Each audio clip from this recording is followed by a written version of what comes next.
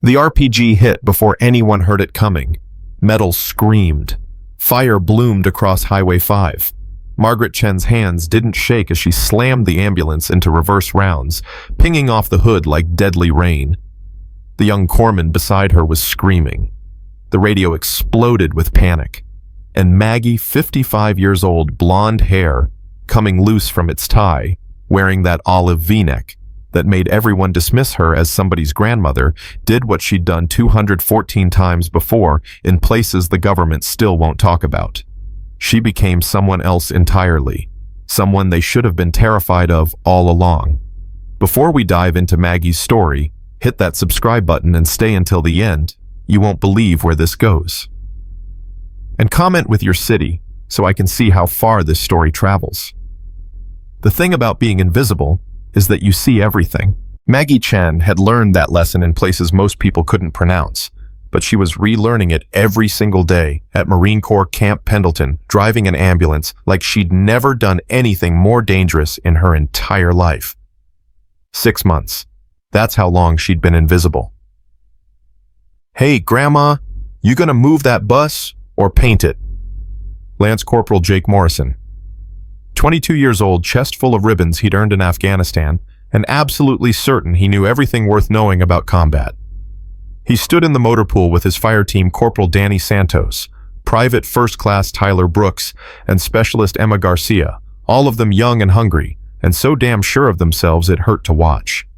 Maggie didn't look up from her pre-trip inspection. Just kept checking tire pressure with the same methodical precision she'd used checking her oxygen regulator before a dive insertion off the coast of Somalia. Different equipment, same discipline.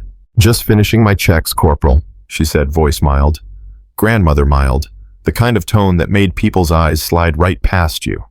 "Checks," Morrison snorted. "It's an ambulance, not an F-35. You turn the key, it goes. Revolutionary concept." Santos laughed. Garcia smiled but looked uncomfortable. Brooks, the youngest, barely 20, didn't join in, but he didn't defend her either.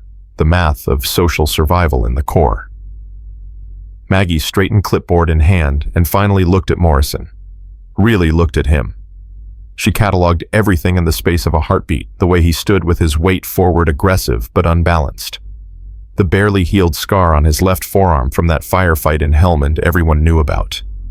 The confidence that came from surviving something terrible and mistaking survival for mastery. She'd seen 1,000 Jake Morrisons. Some of them had lived, some hadn't. The ones who lived were usually the ones who learned that confidence without humility was just another word for a death wish. "You're absolutely right, Corporal." Maggie said, that grandmother's smile firmly in place. Revolutionary. She climbed into the ambulance and drove away, leaving Morrison to his audience. His story, his certainty that he was a warrior and she was just an old woman counting days until retirement. If he'd been paying attention, if any of them had been paying attention, he might have noticed that Maggie's personal sidearm, the Sig Sauer P226 she wore on her hip, showed wear patterns that didn't come from qualification ranges. He might have noticed that her ambulance was organized in a configuration that had nothing to do with standard medical protocols and everything to do with combat trauma response in denied areas. He might have noticed the way her eyes constantly tracked entry points, exit routes, fields of fire, but nobody was paying attention to the ambulance driver. That was exactly how Maggie needed it. Master Sergeant Rebecca Torres was paying attention though. She just wasn't saying anything about it yet. Torres ran base security with the kind of quiet competence that came from 2 decades of doing the job well enough that everyone forgot how hard the job actually was. She was 47, built like a fire hydrant, and had a bullshit detector calibrated to parts per million. Something about Margaret Chen didn't add up. Torres had requested Chen's personnel file 3 weeks ago. Standard background check, nothing invasive. What came back was thin. Perfectly legitimate, nothing technically wrong, but thin, in that specific way that made Torres's instincts start whispering. Lieutenant Commander Margaret Chen, U.S. Navy, retired. 22 years of service. Multiple deployments. Logistics officer. Medical transport operations. Retired with full honors 18 months ago. Applied for civilian contractor position at Camp Pendleton. Hired as ambulance driver, medical transport unit. Thin. Like someone had taken a full career and run it through a shredder, then carefully taped together just enough pieces to look legitimate from a distance. Torres had seen exactly one file like this before 8 years ago. That person had turned out to be attached to a unit that officially didn't exist, doing work that officially never happened. When Torres had asked about it, a polite man in civilian clothes had suggested she focus on her actual job and forget she'd ever asked the question. She'd taken the suggestion. But now, here was Margaret Chen, 55 years old, driving ambulances and getting dismissed as furniture by every hotshot young Marine on base. And Torres watched her. The way Chen moved, not like someone trying to be tactical, but like someone who'd been tactical for so long they'd forgotten how to move any other way. The way she positioned herself during security briefings, always facing entry points back, never to open spaces. The way her eyes tracked movement with the kind of situational awareness that came from places where failing to track movement got you killed. Torres didn't know what Margaret Chen had been before she became an ambulance driver, but she was absolutely certain it wasn't a logistics officer. Bonk. The intelligence brief arrived on a Tuesday morning, delivered with the kind of bureaucratic casualness that suggested nobody actually believed what they were distributing. Captain David Walsh read through it during the weekly operations meeting, his expression shifting from boredom to focus to something that might have been concern if you squinted hard enough. Credible threat assessment, he said, looking around the room at his department heads. FBI and naval intelligence are tracking a domestic terrorist cell with possible military connections. Communications intercepts suggest they're targeting military medical convoys transporting classified research materials. In California, Lieutenant Jennifer Park, the medical services officer, sounded skeptical. We haven't had a credible domestic threat against military installations in years. Which is exactly what makes now a vulnerable time, Walsh countered.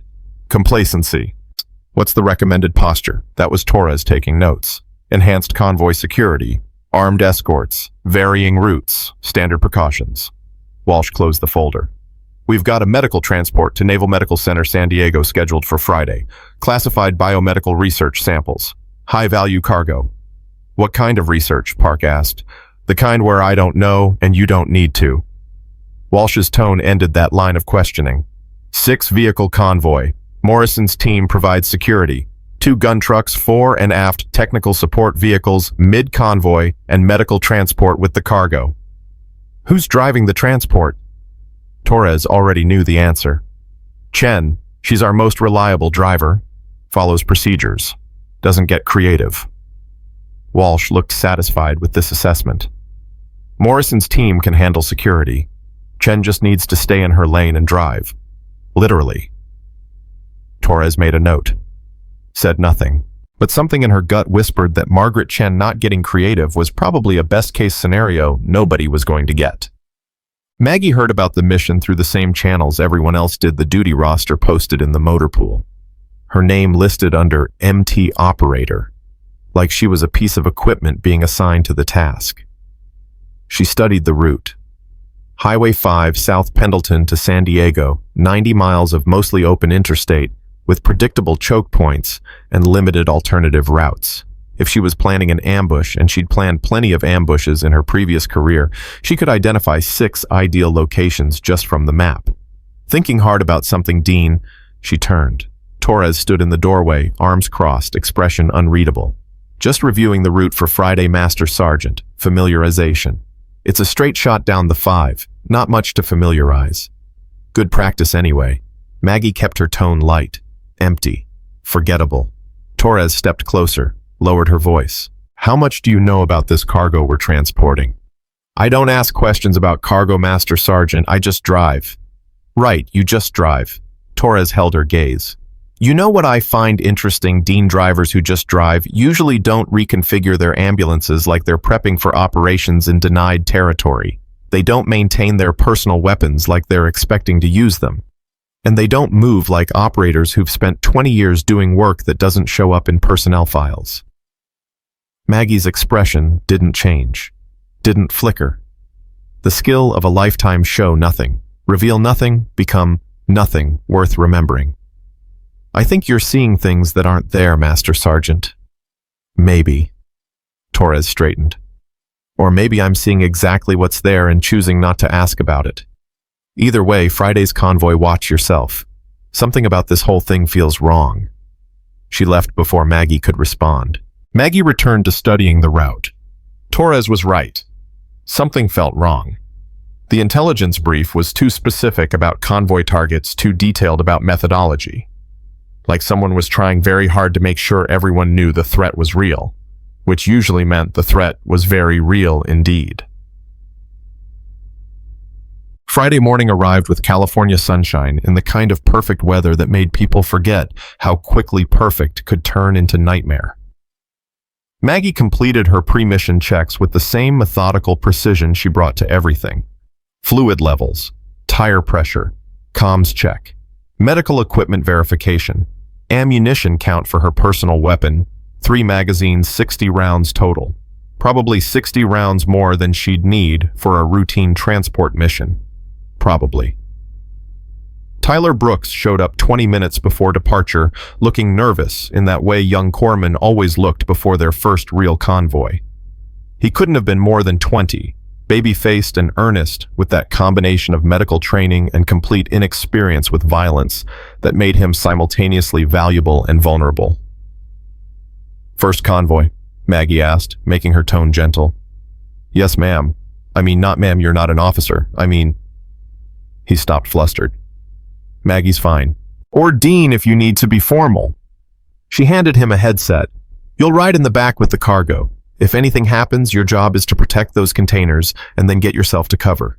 In that order. Understand?" "What do you mean, if anything happens?" Captain Walsh said this was routine. "Everything's routine until it's not." She met his eyes. "Stay alert. Stay focused. If I give you an instruction, follow it immediately without discussion. Can you do that?" Brooks swallowed, nodded. "Yes, ma'am. I mean Dean."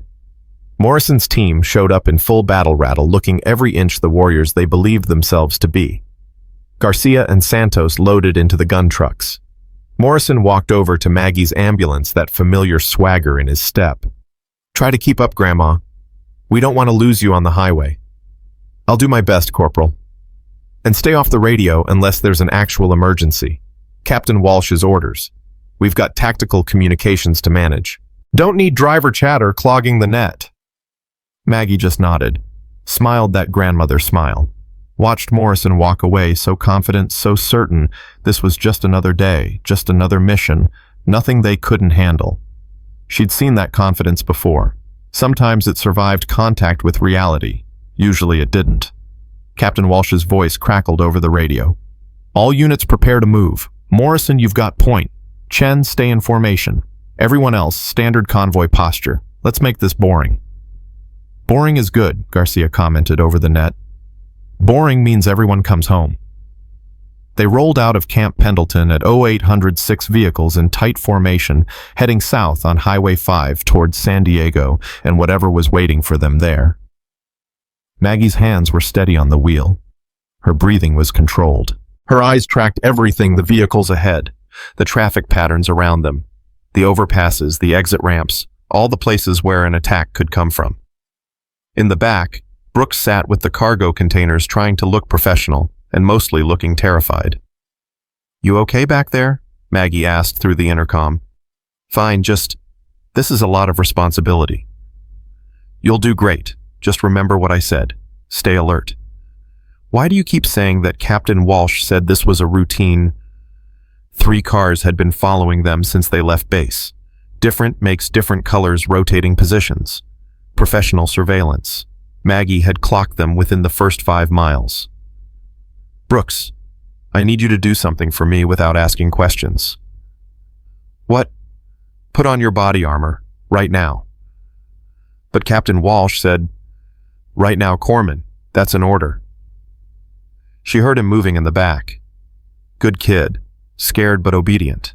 "Captain Walsh," Maggie said over the radio, keeping her voice neutral. "We've got possible surveillance. 3 vehicles, rotating coverage pattern. Recommend." "Dean, I told you to stay off the net unless there's an emergency." Walsh's voice was sharp with irritation. "Traffic on the 5 is heavy. You're seeing shadows." "Sir, I've been tracking these vehicles for..." Enough. Maintain radio discipline. Morrison, confirm all clear. All clear, Captain. No threats. Dean's just nervous. Garcia laughed over the net. First time driving something important, probably got the stress sweats. More laughter. Even Walsh chuckled. Maggie said nothing. Just kept driving. Kept tracking those 3 surveillance vehicles. Kept running calculations in her head about response times, casualty estimates, tactical options. The surveillance cars peeled off 10 miles outside San Onofre. Just disappeared into traffic like they'd never been there, which meant they'd accomplished their objective, confirming the convoy's route timing and security posture. See, Dean? Morrison's voice was smug. Just traffic. You can relax now. Maggie didn't relax. Couldn't relax. Every instinct she'd honed over 2 decades was screaming that something was wrong. The kind of wrong that got people killed. Brooks, she said quietly, make sure you're strapped in tight. And if anything happens, anything at all, you hit the floor and stay there until I tell you to move. You're scaring me. Good. Fear keeps you alive. Highway 5 stretched ahead, 6 lanes of California interstate traffic, moderate conditions, perfect. Morrison's convoy maintained formation, professional and textbook, exactly like they'd practiced 100 times. They approached San Onofre. Construction signs appeared, lane closures, reduced speed detour ahead. Maggie's blood went cold. Captain Walsh, those construction signs. Dean, I swear to God, if you clutter this radio one more time. Sir, there's no scheduled construction on this route. I checked this morning. Those signs are, maintain radio discipline, final warning. The convoy slowed following the detour markers. Orange cones channeled them off the main highway onto a secondary route. Tree line on both sides. Elevated positions. Limited visibility ahead. This was it. The kill box. Perfectly executed tactical geometry. And they were driving right into it. Captain Walsh, abort, abort, abort. The explosion turned Morrison's lead gun truck into a fireball before anyone could respond. The sound was deafening, a physical force that hit like a fist. Metal screamed. Someone was screaming over the radio. Multiple someones. Maggie's training took over before her conscious mind registered what was happening. She slammed the ambulance into reverse, yanking the wheel hard, turning the vehicle to present the armored rear quarter to the direction of fire. The move was pure muscle memory, from 100 training iterations in places that officially didn't exist. Brooks, get down. Rounds hit the ambulance. Not random fire. Precision fire from elevated positions on both sides of the kill box. Heavy machine guns, probably 50 cal, aimed at specific points on the convoy. Professional work. Military-grade execution. The radio exploded with chaos. Taking fire. Heavy contact. Morrison's truck is gone. I can't see. Casualty we've got. Casualty need medic. Where the hell is this coming from? Captain Walsh's voice cut through, trying to impose order on chaos. All units return fire. Santos suppressive fire on that tree line. Garcia. Another explosion. Walsh's command vehicle lurched sideways, one wheel blown off the truck, spinning into a drainage ditch. Maggie's mind was already 3 steps ahead. She cataloged everything in the space of seconds. 6 hostiles in elevated positions on the left, probably more on the right. Heavy weapons. Military precision. This was a coordinated assault by trained operators, not some amateur terrorist cell. Brooks, she shouted, stay down. Do not move. What's happening? We're in a kill box. Stay exactly where you are. She deployed smoke grenades equipment that absolutely should not have been in a standard ambulance, but was in hers because old habits died hard. White smoke billowed, obscuring the convoy. Not much cover, but better than nothing. Morrison's voice on the radio, high and tight with adrenaline. Dean, what are you? Stay in cover. Hostile positions. You're 6 o'clock, elevated 45 degrees. She was moving now low and fast, years of muscle memory overriding the grandmother persona she'd maintained for 6 months. Garcia Santos, maintain suppressive fire. Do not attempt to advance. Who the hell put you in charge? Morrison shouted. The people trying to kill us. Maggie returned fire with her Sig Sauer 3-round bursts aimed at muzzle flashes in the tree line. Precise, controlled. every round with purpose. Captain Walsh, are you mobile? Silence. Then, negative. Trapped. Legs pinned. Casualties. Command structure compromised. Security team pinned down. And somewhere in those trees were professional killers with military weapons and training. This was going to get worse before it got better. If it got better at all. Maggie did the math. 6 soldiers, including her. At least a dozen hostiles, probably more. No air support. They were too close to civilian infrastructure for fast movers. Quick reaction force from Pendleton would take minimum 20 minutes, probably closer to 40. They had to survive for 40 minutes against a force that had every advantage except one. None of those hostiles knew who Margaret Chen really was. All units, she said. Voice calm now, that command tone she hadn't used in 18 months. Listen carefully. I'm going to get us out of this, but you need to follow my instructions exactly. No discussion, no debate. Lives depend on it. Acknowledge. Dean, you're a fucking ambulance driver, Morrison started. Acknowledge, Corporal. Something in her voice. The absolute authority, the complete certainty, cut through his panic. Acknowledged, he said quietly. One by one, the others acknowledged. Even Walsh, trapped and wounded, said, acknowledged. Maggie took a breath. Became for the first time in 18 months exactly who she'd been for 22 years before that. Good, she said. Now let me tell you how we're all going home alive. In the tree line, Vincent Cross watched through his scope, a smile playing at his lips. This was going exactly according to plan. The convoy was destroyed. The security team was pinned. The cargo was right there for the taking. He keyed his radio.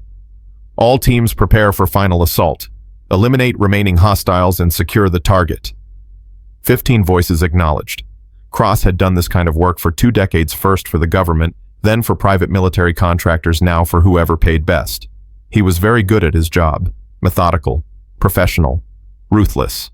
This should have been easy. Would have been easy. Except nobody had mentioned that one of the drivers was Margaret Chen, and by the time Cross figured that out, it would be far too late. Maggie moved through the smoke like a ghost. Every lesson from 2 decades of operations in denied territory came flooding back, not rusty, never forgotten, just waiting for the moment they were needed again. She reached Morrison's position. He was bleeding from a scalp wound, superficial but bloody, eyes wide with shock. Corporal, report. 3 confirmed hostile positions, left flank. Heavy weapons. Martinez is hit. Don't know how bad. Santos and Garcia are pinned behind the second gun truck. Good. You're doing good. She assessed his wound. Scalp laceration, you'll live. Put pressure on it. Now I need you to coordinate suppressive fire when I say. Can you do that? Dean, what the hell is happening? How do you... Later. Right now, survival. Yes or no? He stared at her. Really saw her for the first time. Not the grandmother, not the ambulance driver. Someone else entirely. Yes, he whispered. Outstanding. She pressed an extra magazine into his hand.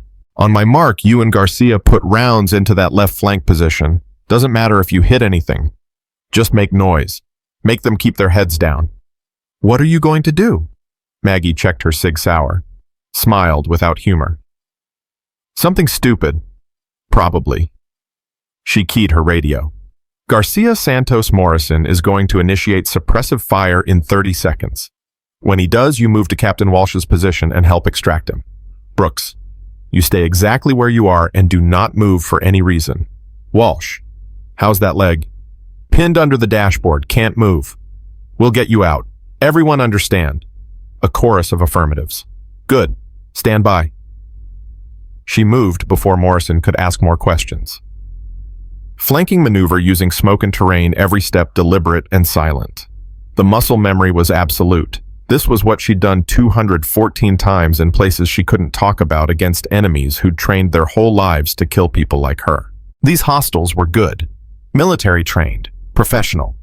But Maggie had been doing this when most of them were still in middle school. She identified the first hostile position, elevated tree line, approximately 40 meters from Morrison's truck. One shooter, heavy machine gun, focusing fire on the convoy. His attention was forward. His flank was exposed. Maggie closed the distance in silence. Knife work. Quick. Efficient. No ceremony. The hostile dropped without a sound. One down. She took his radio. Listened. Military-grade communications. Encrypted. Someone had spent serious money on this operation. A voice crackled. Team 3, confirm status. The hostile she'd just killed was Team 3. Maggie keyed the radio, pitched her voice low and rough. Team 3, minor movement in smoke. No clean shots. Continuing observation. Copy Team 3. Stand by for final assault. Final assault. They were planning to rush the convoy, eliminate everyone, take the cargo. Standard doctrine for this kind of operation. She needed to change their calculus. Maggie moved to the next position. 2 hostiles, this time 50 meters out, elevated on a rocky outcrop. They were focused on Garcia and Santos's position, coordinating fire. She took the first one with her knife. The second one turned, saw her, opened his mouth to shout. Maggie's Sig Sauer coughed twice. Suppressed rounds. He dropped. 2 more down. The radio crackled. Team 5 report. That was the position she'd just hit. Silence. Team 5 confirm status. More silence. Cross's voice sharp with suspicion. All teams sound off. Now. One by one, teams reported in. Everyone except 3 and 5. We've got movement in our perimeter. Someone's flanking. All teams defensive posture. Watch your 6. Maggie smiled in the smoke. Now they were worried. Now they were looking over their shoulders. Fear was a weapon, and she'd just deployed it. She circled back toward the convoy. Morrison and Garcia had extracted Captain Walsh, dragging him to relative cover behind what was left of his command truck. Walsh's leg was definitely broken, possibly worse, but he was conscious and aware. "Dean!" he gasped when she appeared through the smoke. "How did you—" "Later, sir. We need to move. They're planning a final assault. We can't defend this position." "Where the hell are we supposed to go?" Morrison demanded. "We're in the middle of a kill box." "Exactly, which means they won't expect us to attack." Everyone stared at her. "That's insane," Garcia said. "That's survival," Maggie countered. "We've got maybe 5 minutes before they coordinate their assault. When they come, we lose. So we don't let them come. We go to them first." "With what?" Santos gestured at their battered, depleted force. "We're down to 6 people, 3 are wounded, and we're outnumbered at least 2 to 1, which is why they won't expect it." Maggie pulled out the radio she'd taken. "And we've got their communications. I can coordinate our movement using their own command structure against them." Walsh stared at her with new understanding dawning in his eyes. "You're not a logistics officer." "No, sir, I'm not." "What are you?" Maggie met his gaze. 18 months of hiding, of being invisible, of pretending to be someone she wasn't, all of it fell away. "Right now, sir, I'm the only reason we're all going home alive." She keyed the captured radio, pitched her voice low, mimicked the cadence she'd heard from the other teams. "Command Team 3, I've got movement, possible civilian vehicle approaching from the north. Should I engage?" A pause. Then Cross's voice, "Negative Team 3, maintain position. All teams prepare for final assault on my mark." "Copy." Maggie turned to Morrison. "How fast can you move with Captain Walsh?" "Not fast. He needs medical attention. He'll get it when we're clear. Right now we move or we die." She looked at Walsh. "Sir, I'm assuming tactical command unless you object." Walsh, to his credit, didn't hesitate. "Command is yours. What do you need?" "Everyone who can move, grab your weapons. We're going to hit their command position before they can coordinate their final assault. Fast, violent, overwhelming. We break their command structure, they fall apart." "How do you know where their command position is?" Garcia asked. Maggie tapped the radio.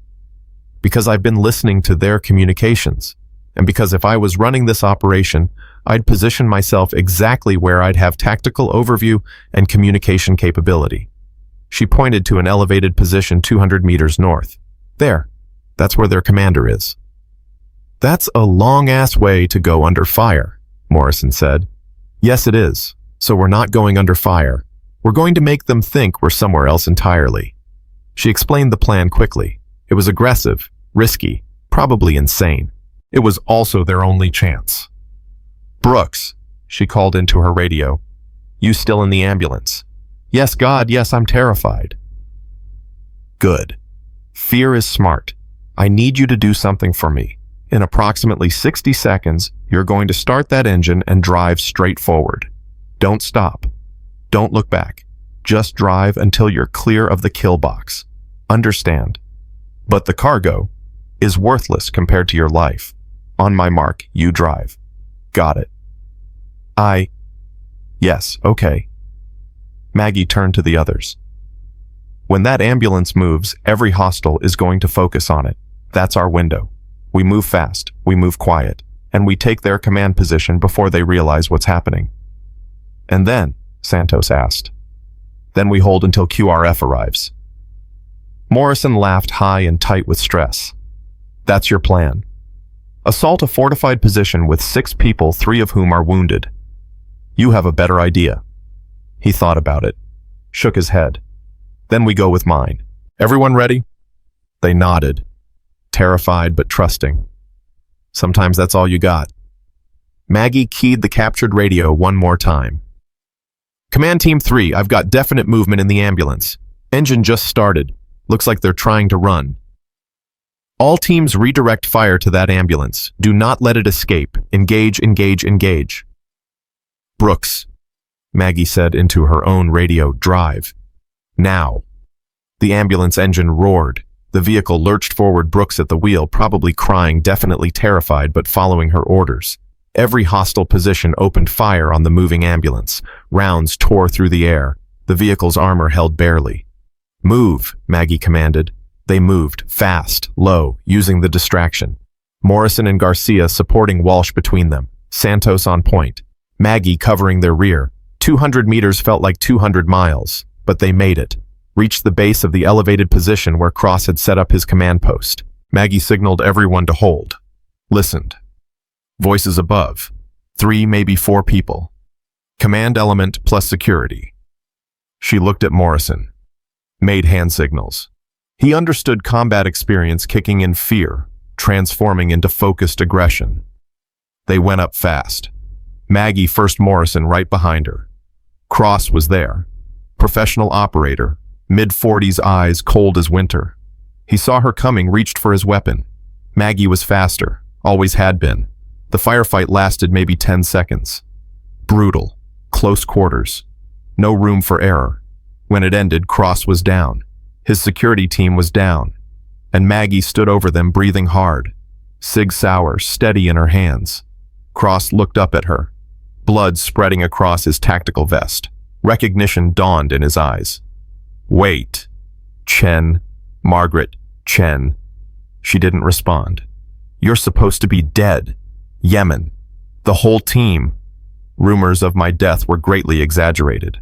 Jesus Christ. He laughed, then coughed blood. Of all the convoys to hit, we picked one with Margaret Chen driving the ambulance. That's actually funny. Hilarious. She keyed his command radio. All teams, this is your command element. Mission is compromised. Immediate exfiltration. Acknowledge and execute. Confused chatter erupted over the radio.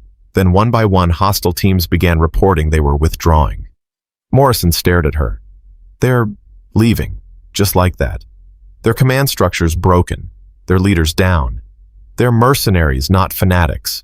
Without coordination and without someone to pay them, there's no mission. She looked at Cross.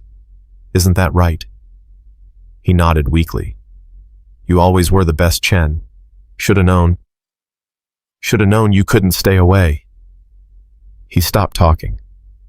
Stopped breathing. Maggie stood there for a moment looking at the body of a man who'd probably been very much like her once.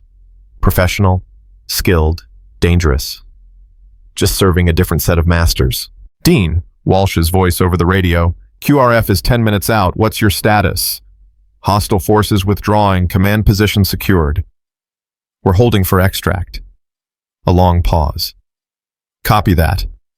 Well done, Staff Sergeant. Whatever the hell just happened, well done. Maggie looked at Morrison, at Garcia and Santos, at all these young Marines who'd been so certain they knew what combat was, what danger was, what capability looked like. "That thing you said earlier, Corporal," she said quietly, "about me being just an ambulance driver." Morrison shook his head. "I was wrong. So completely wrong." "No, you were right. I am just an ambulance driver. I just used to be something else, too. And sometimes—" She looked out at the kill box, at the destroyed convoy, at all the places people had almost died. "Sometimes that something else is what you need." Helicopters appeared on the horizon. The QRF, rescue, safety. They'd survived. But nothing would ever be the same. Not for any of them. The helicopters touched down in a storm of dust and noise that felt like salvation and judgment arriving at the same time. Maggie watched the quick reaction force spill out weapons-ready eyes scanning for threats that were already gone. 23 minutes response time. Not bad. Not great. In those 23 minutes, everything had changed. Captain Walsh was loaded onto a stretcher, first his face gray with pain, but his eyes sharp, tracking Maggie's every movement like he was trying to solve a puzzle that had suddenly revealed itself to be far more complex than he'd imagined. "Stay close, Dean," he said as the medics worked on his leg. "Command's going to want answers." "Yes, sir." She stood there in her olive V-neck shirt, torn now at the shoulder blood on her hands that wasn't hers, looking every bit like someone's grandmother who'd had a very bad day. The medics barely glanced at her. Just the driver, probably in shock. Morrison sat on the bumper of what was left of his gun truck, hands shaking, as Garcia wrapped a field dressing around his head wound. He kept staring at Maggie like she was a ghost. Or maybe like he was the ghost, and only now realizing it. "Chief Warrant Officer's on his way," one of the QRF team leaders said. "Daniel Reeves. He's running the tactical assessment." Maggie knew that name. Reeves had been around one of those career soldiers who'd seen enough to know when something didn't fit the official story. The kind of person who asked uncomfortable questions. Tyler Brooks stumbled out of the ambulance 200 meters down the road, where he'd finally stopped, pulled there by the QRF. His face was sheet-white, eyes huge, looking like he'd aged 10 years in 40 minutes. "I just drove," he kept saying to anyone who'd listen. "She told me to drive, and I just drove, and the bullets were hitting, and I thought I was going to die, and I just kept driving." Santos put a hand on his shoulder. "You did good, kid. You followed orders under fire. That's what matters." "But I didn't fight, You survived. That's the first rule." Santos glanced at Maggie. "She made sure we all survived." The QRF secured the perimeter, tagged the bodies. 3 hostile KIA, the rest had vanished into the California landscape like smoke. Professional exfiltration. Cross had trained his people well, just not well enough. Chief Warrant Officer Daniel Reeves arrived in an unmarked vehicle 30 minutes later, moving with the deliberate economy of someone who'd spent decades learning exactly how much energy each situation required. He was 52, built like a fire plug with eyes that missed absolutely nothing. He surveyed the scene.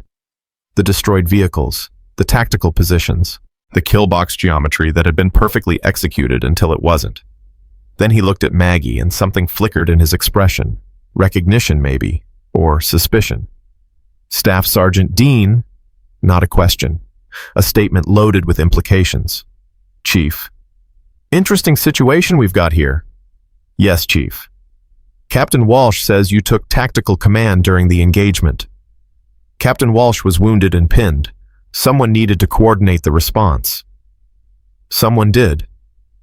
Reeves walked the perimeter, stopping at each of the hostile positions Maggie had neutralized. He crouched, examined the bodies, the tactical setup, the sight lines. Professional assessment. When he came back, his expression had changed. "These kills are very specific. Close quarters. Precise. The kind of work that comes from specialized training." "I got lucky, Chief." "Lucky." He let the word hang there. "You got lucky 3 times with knife work and twice with headshots in a high-stress combat environment. That's a lot of luck, Staff Sergeant." Maggie said nothing. The skill of a lifetime when you don't know what to say nothing at all. Reeves leaned closer, lowered his voice, so only she could hear. I pulled your personnel file 6 weeks ago. You know what I found? Exactly what I was supposed to find. A perfectly reasonable career that explains exactly nothing about how you just did what you did. I don't know what you mean, Chief. The hell you don't. But there was no hostility in his voice, just certainty. I've seen exactly one file like yours before. Person turned out to be attached to a unit that doesn't officially exist. When I asked about it, some polite people suggested I focus on my actual job. He straightened. So that's what I'm going to do. Far as I'm concerned, you're a driver who responded effectively during a crisis. Whatever else you are or were, that's above my pay grade. Thank you, Chief. Don't thank me yet, because whoever you really are, Margaret Chen Command's going to want to know too. He walked away to coordinate the evidence collection, leaving Maggie standing there with the weight of 18 months of hiding pressing down on her like physical force. Morrison appeared at her elbow. The kid who'd mocked her that morning looked like he'd been through a war, which she supposed he had. Dean, I need to say something. You don't need to say anything, Corporal. Yeah, I really do. He took a breath. I was wrong about you. Completely, totally, catastrophically wrong. And I'm sorry. For every shitty comment, every joke, every time I treated you like you were less than. You saved my life today. You saved all our lives. And I spent 6 months treating you like furniture. Maggie looked at him, saw the genuine remorse. The kid was learning. That was something. You know what the problem was, Morrison? You thought you knew what a warrior looks like. Young, aggressive, confident. Combat deployments and ribbons on your chest. But warriors come in all shapes, all ages.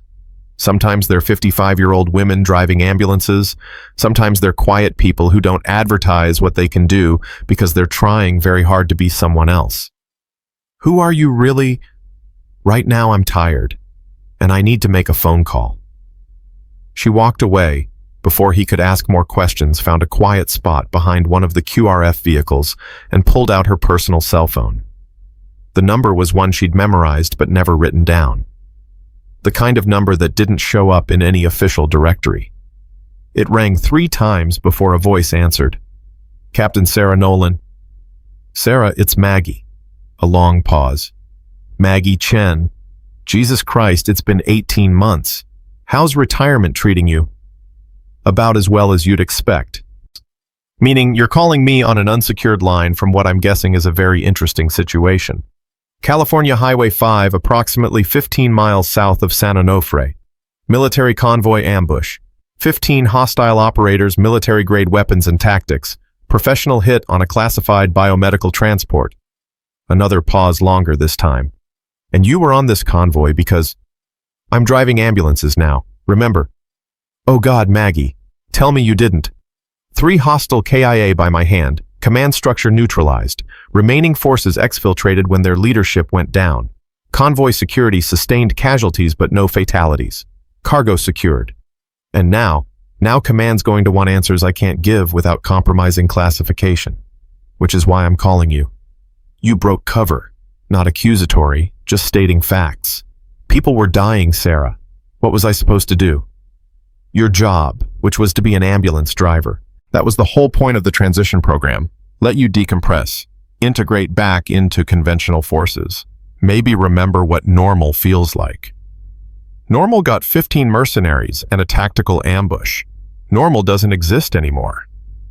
She heard Sarah sigh, that particular sound of a commanding officer realizing their orderly world was about to get very complicated very quickly. I'll be there in 4 hours. Don't talk to anyone about your background until I arrive. Official story is you responded effectively to a crisis situation using your basic combat training. Nothing more. Sarah? 4 hours. Maggie, try not to punch anyone or kill anyone else before then. The line went dead. Maggie stood there, phone in hand, feeling the weight of 22 years of secrets pressing against 18 months of carefully constructed normalcy. The transition program had been supposed to help, supposed to ease her back into regular military life after 2 decades of operations so classified that most of the government didn't know they existed. It had been working too. She'd been sleeping better. The nightmares about Yemen had started to fade. She'd almost believed she could be someone else. Then 40 minutes of violence had shattered that illusion like glass. Dean Garcia approached carefully, like Maggie might be a bomb that could detonate at any moment. They're setting up a command post back at Pendleton. We're all being transported back for debriefing. All of us. Everyone who was on the convoy. Command wants statements from everyone.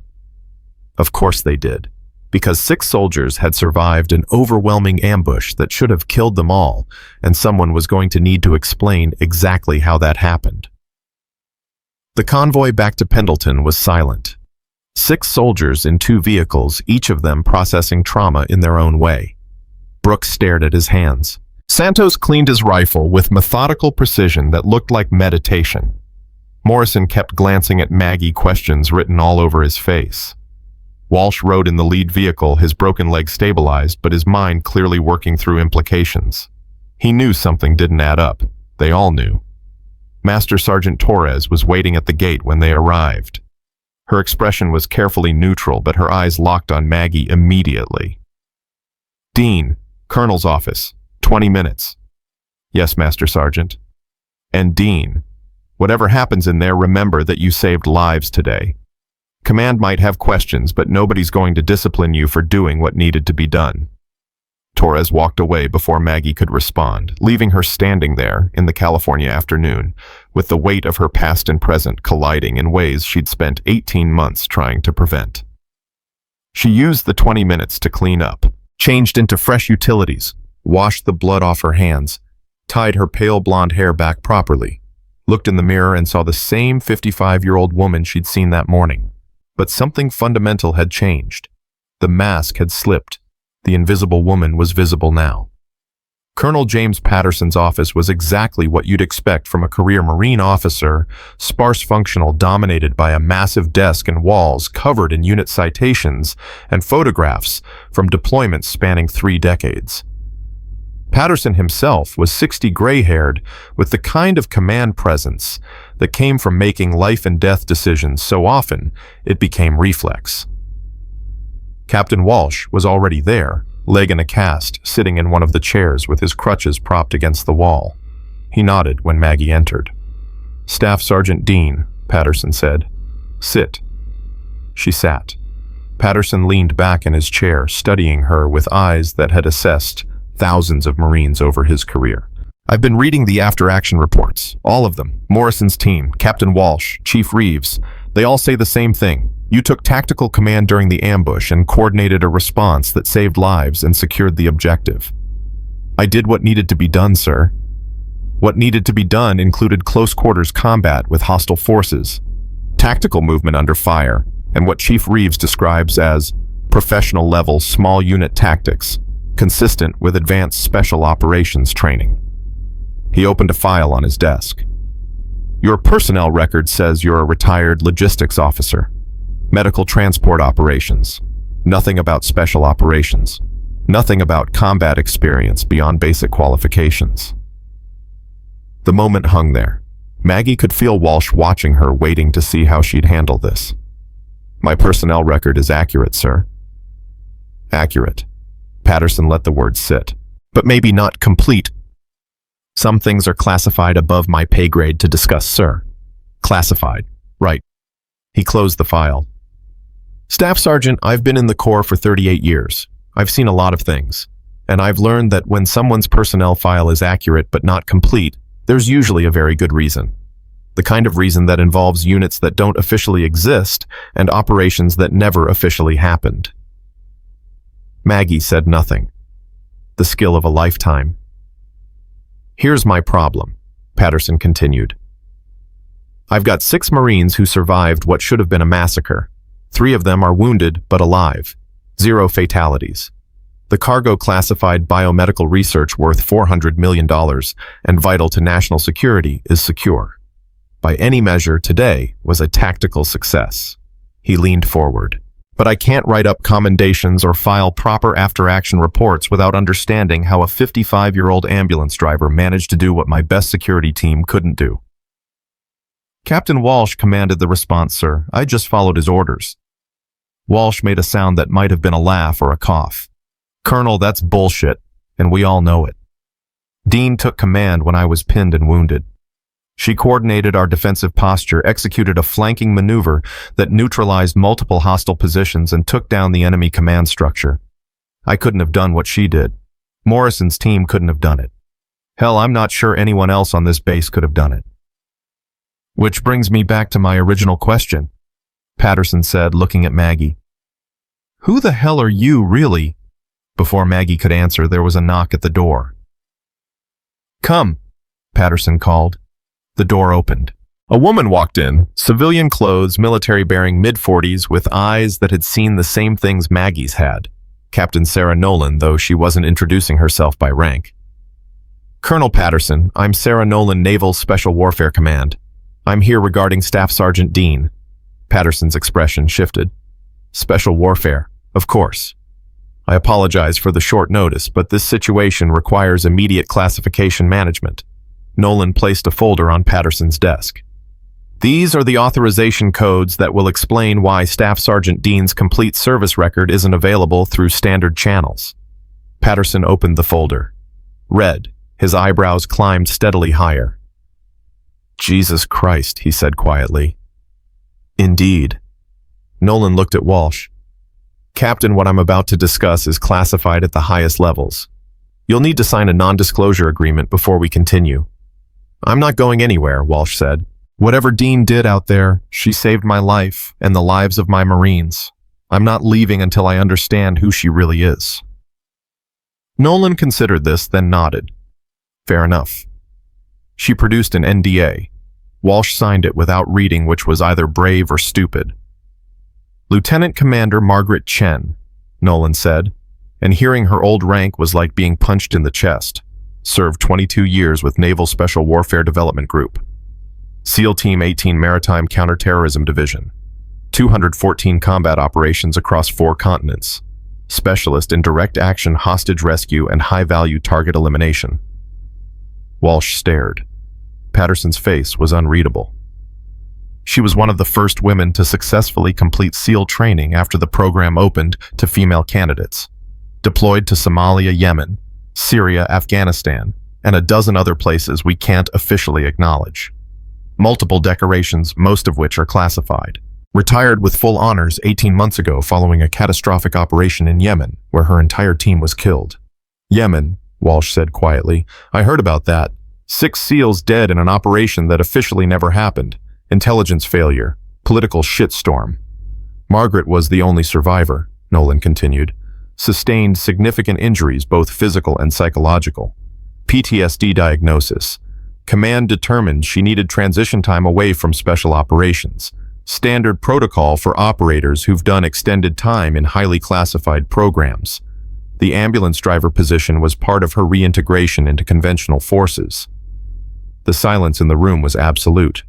So today, Patterson said slowly, when Staff Sergeant Dean, Lieutenant Commander Chen, neutralized multiple hostiles and coordinated a tactical response to a professional military ambush, she wasn't exceeding her training. She was operating exactly within it. Correct, though she was explicitly instructed not to reveal her background or engage in combat operations unless circumstances were extreme. Command didn't anticipate those circumstances would arise during what was supposed to be a quiet, conventional deployment. Patterson looked at Maggie. Why didn't you say something? If we'd known what you were, we could have utilized you properly. Training tactics, development strategic planning. Because I didn't want to be what I was, sir. The words came out harder than Maggie intended. I spent 22 years being a weapon. Being the person they sent when the situation was desperate and the options were gone. I watched my entire team die in Yemen because someone in Washington made a bad call based on bad intelligence. I came here to drive ambulances because I wanted to be something else. Someone else. Someone who didn't have to kill people to prove her worth. Her voice cracked on the last word. She hadn't meant for that to happen. But then today happened, Walsh said softly. And being what you were was exactly what we needed. Today, 15 people tried to kill us. They had every advantage position number's surprise firepower. We should all be dead right now. But we're not, because I couldn't let you die. even if it meant revealing everything I'd been trying to hide. Nolan put a hand on Maggie's shoulder. Brief, professional, but there was understanding in the gesture.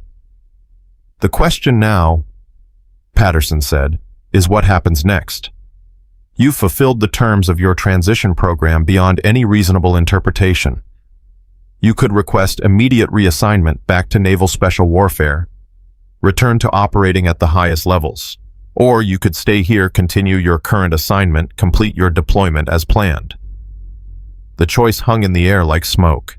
Maggie thought about the past 18 months, the peace she'd found in routine, the way her nightmares had started to fade. The possibility that maybe, just maybe, she could be someone other than Lieutenant Commander Margaret Chen's SEAL, operator, professional killer. Then she thought about Morrison and his team young Marines doing their best in a dangerous world. Tyler Brooks terrified but obedient, following her orders, even when every instinct screamed to freeze. Captain Walsh wounded and pinned, trusting her to get them home. All these people who needed what she knew, even if they didn't realize they needed it. I'd like to stay, sir. Complete my deployment as an ambulance driver. But, she took a breath. I'd also like permission to run tactical training for combat support personnel. Teach them what I know, so next time something like today happens, they're better prepared. Patterson and Nolan exchanged glances. That's actually an excellent idea, Nolan said. We've been looking at developing enhanced combat training for logistics and medical personnel. The lines between combat and support roles have blurred significantly in modern warfare. Having someone with your experience develop that curriculum would be invaluable. Agreed, Patterson said. But we need to manage this carefully. Your full background stays classified. Outside this room, you're still Staff Sergeant Margaret Dean, retired logistics officer who responded effectively during a crisis. But internally, you'll have authority to develop and deliver advanced tactical training. What about Morrison's team? Walsh asked. They know something doesn't add up. They know Dean is more capable than her job description suggests, Nolan said. They don't need to know the specifics. Plenty of people in the military have backgrounds that aren't fully explained in their personnel files. What matters is that she saved their lives. They'll respect that without needing all the details. Maggie felt something loosen in her chest. Not relief exactly, but maybe acceptance. She couldn't go back to being invisible. That ship had sailed the moment she'd pulled the trigger in that kill box. But maybe she didn't need to. Maybe there was a middle path, using what she knew to help people without having to be the weapon she'd been for 22 years. There's one more thing, Nolan said, pulling out another folder. The hostile force. We've identified the leader from biometrics. Vincent Cross, former Army Special Forces, multiple deployments, discharged 6 years ago, under circumstances that remain classified. Since then, he's worked as a private military contractor for various entities, most recently linked to a domestic extremist organization with significant financial backing. Domestic extremists with enough money to hire professional operators and target military convoys, Patterson said. That's a significant threat. Agreed. FBI and naval intelligence are taking over the investigation, but we need to understand what they were after. The biomedical research you were transporting, what exactly was it? Walsh and Patterson both looked uncomfortable. Classified even from me, Walsh admitted. I was just told it was high-value cargo that required secure transport. I'll need to make some calls, Patterson said. If we're dealing with domestic terrorists targeting classified research, this is bigger than a single ambush. The meeting continued for another hour. Logistics classifications, official stories. Maggie answered questions, signed documents, and felt the weight of her old life settling back onto her shoulders, even as she tried to maintain the fiction of her new one. When they finally finished, Walsh caught her arm as she was leaving. Dean or Chen, I guess thank you for what you did today, for saving my life and the lives of my Marines. You're welcome, sir. Can I ask you something? When you saw that ambush developing when you knew we were going into a kill box, were you scared? Maggie thought about the question, about the moment she'd realized they were all going to die unless someone did something, about the familiar feeling of fear that had been her constant companion for 22 years. Terrified, sir, every single time. Fear is just information. It tells you the stakes are high. What matters is what you do with that information. And what did you do with it? My job, same as everyone else out there. She left before he could ask anything else, walked out into the California evening where the sun was setting in shades of orange and red that looked like fire on the horizon. Morrison was waiting outside the headquarters building. He straightened when he saw her. Dean, He stopped. Started again.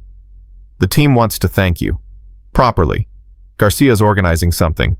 Just us, nothing formal. Would you come?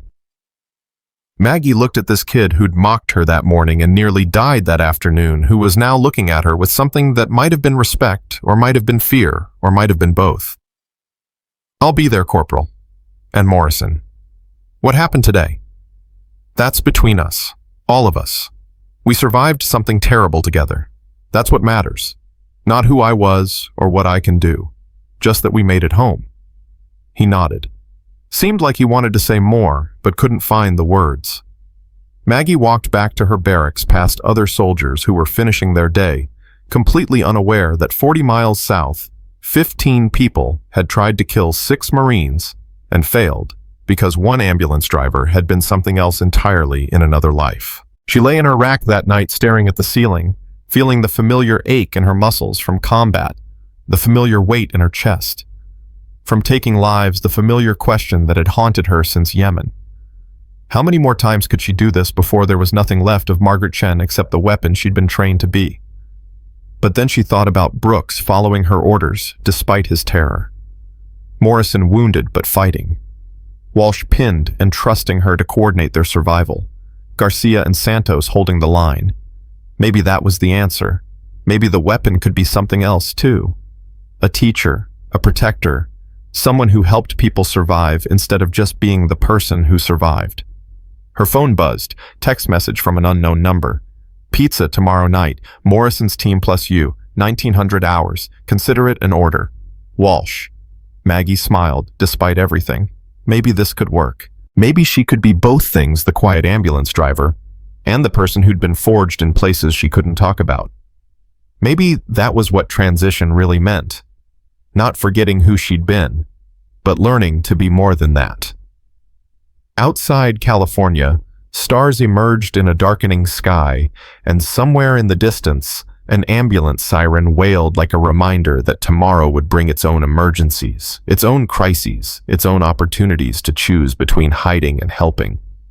Maggie closed her eyes, and for the first time in 18 months, she wasn't quite sure which choice she'd make. But at least now she knew she had a choice. That was something. The pizza place was off base, a civilian joint called Marino's that had been serving Marines since before Morrison was born. Maggie arrived at 1903 hours late enough to not seem eager, early enough to not be rude. Old habits from a lifetime of reading rooms and assessing threats before entering. Walsh was already there, crutches propped against the booth, his casted legs stretched out into the aisle. Morrison sat across from him, Garcia and Santos flanking, and Brooks was squeezed into the corner, looking like he still wasn't entirely sure he'd survived yesterday. They all looked up when she walked in. The conversation died. Dean, Walsh said, gesturing to the empty spot next to him. Sit. We ordered enough pizza to feed a platoon. Figured you could probably eat after the day you had. She slid into the booth. The silence stretched. Nobody seemed to know how to start this conversation. Finally, Garcia broke it. So, are we going to talk about what happened yesterday? Or are we going to pretend Dean's just a really badass ambulance driver who got lucky? Garcia, Morrison warned. What we're all thinking it. She killed 3 trained operators with a knife and took out a command position like she was grocery shopping. That's not luck. That's not basic combat training. That's something else entirely. Maggie picked up a slice of pizza, giving herself time to think. How much could she say? How much should she say? Some of us have backgrounds that aren't fully explained in our personnel files, she said carefully. That's true across the military. What matters is that we all made it home. That's what Captain Nolan said too, Morrison interjected. Almost word for word, which means there's an official story and then there's the truth. He leaned forward. Dean, you don't owe us anything. You saved our lives. But we're sitting here trying to process the fact that the person we spent 6 months dismissing as furniture is apparently some kind of special operations legend. I'm not a legend. I'm just someone who did a job for a long time. What kind of job? Brooks asked quietly. Because I watched you move yesterday. I watched you coordinate tactical responses while treating casualties. That's not normal. Walsh cleared his throat. Let me make something clear to everyone at this table. What Dean did yesterday, whatever her background actually is, that's classified, which means we don't discuss it. We don't speculate about it. We certainly don't spread rumors about it. Understood. Nods around the table. That said, Walsh continued looking at Maggie. Colonel Patterson approved your request to develop tactical training for combat support personnel, which means these Marines and a lot of others are going to be learning from someone with capabilities far beyond what their rank or job description suggests. He paused. So maybe instead of asking about the past, we should talk about the future. What are you going to teach us, Dean? Maggie took a bite of pizza, chewed slowly, buying time. Teaching meant revealing, not everything but enough. Could she do that? Could she open that door without falling completely back through it? I'm going to teach you how to survive when everything goes wrong, she said finally. When your command structure's destroyed, your communications are down and people are trying to kill you. I'm going to teach you tactical movement combat medicine, under fire, close quarters, fighting and situational awareness that goes beyond what you learned in basic. I'm going to teach you the difference between training and experience, between confidence and competence. Sounds intense, Santos said. It will be. Because the things I'm going to teach you, I learned them in places where mistakes meant body bags. And I'm not interested in any of you ending up in body bags because you thought you knew enough when you didn't. Morrison flinched at that. Good. The kid needed to understand that confidence without humility was dangerous. When do we start? Garcia asked. Monday morning, 0530. Full combat load. And if anyone's late, they're out of the program. 0530. Brooks groaned. That's insane. Combat doesn't wait for you to be ready. Neither will I. They ate in silence for a while. Then Walsh spoke up, his voice softer. Dean, can I ask you something personal?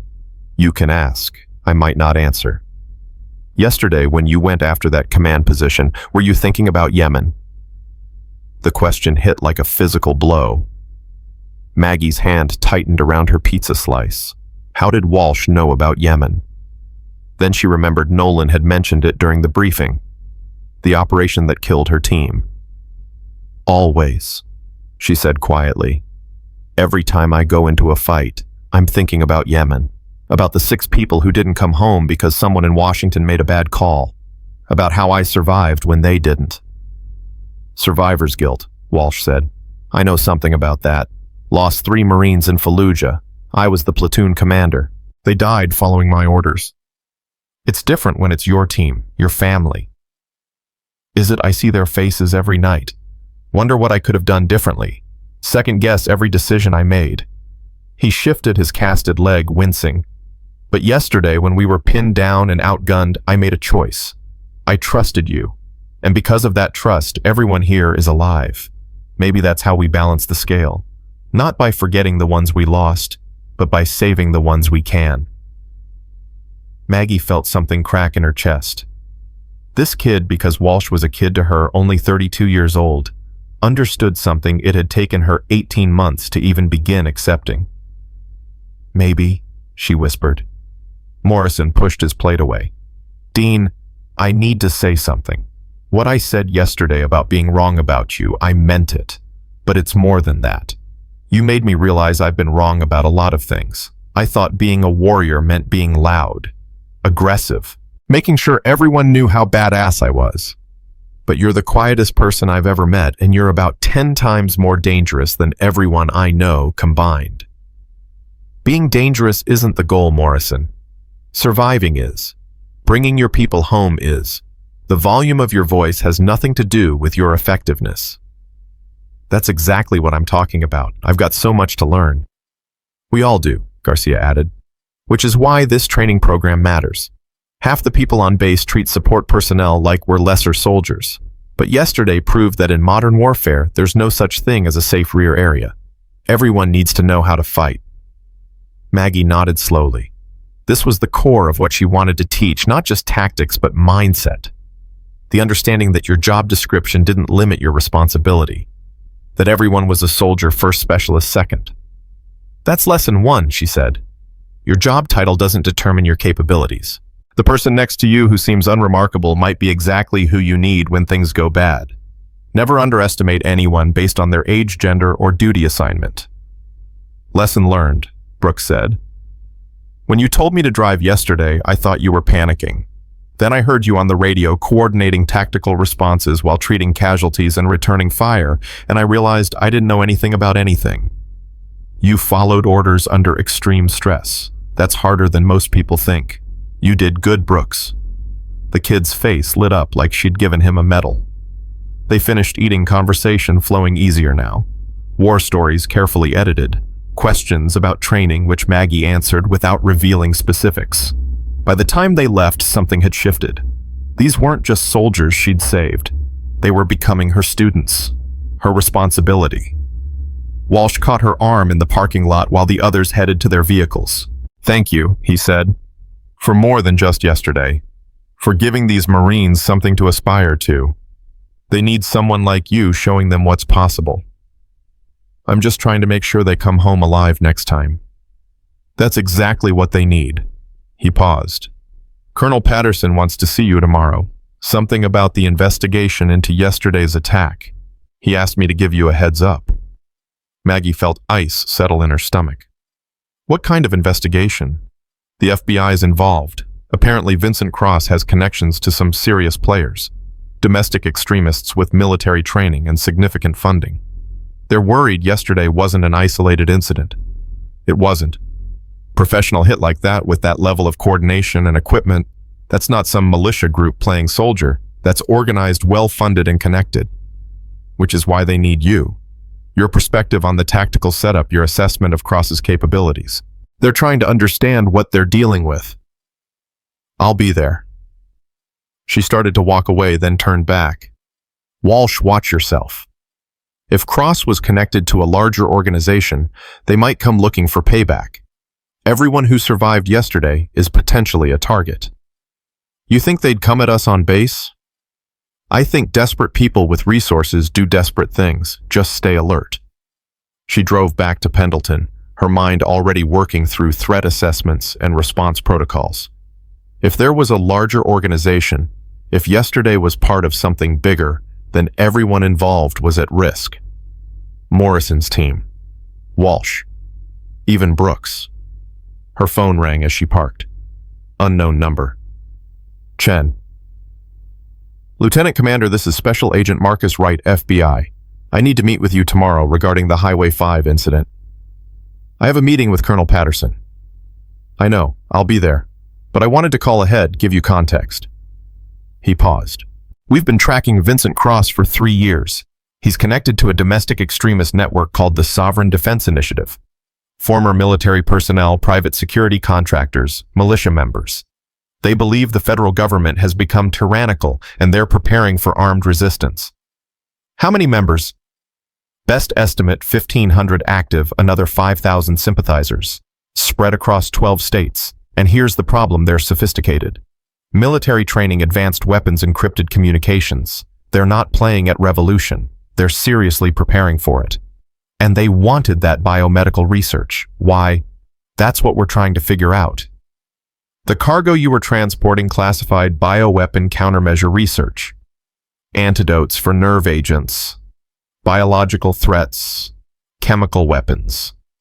In the wrong hands, that research could help someone develop offensive capabilities or protect themselves while deploying those weapons. Maggie's blood went cold.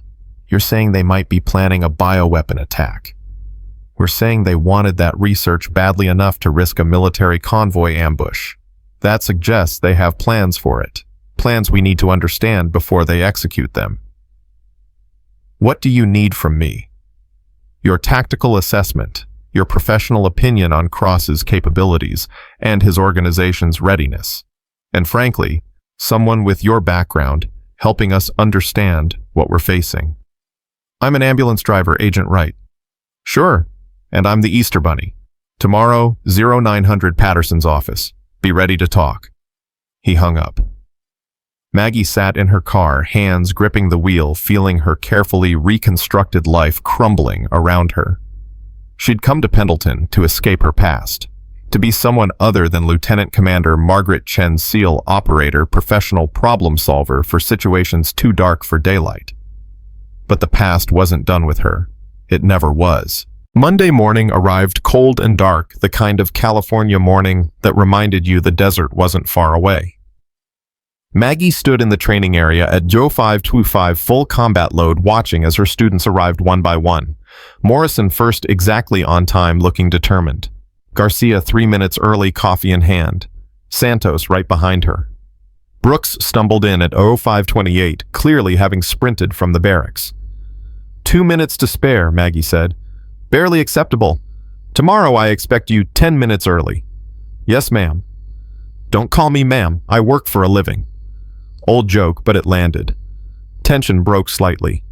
She looked at them, 4 Marines, young and eager, who'd survived something terrible and were here because they wanted to be better, because they'd seen what capability looked like and recognized their own limitations.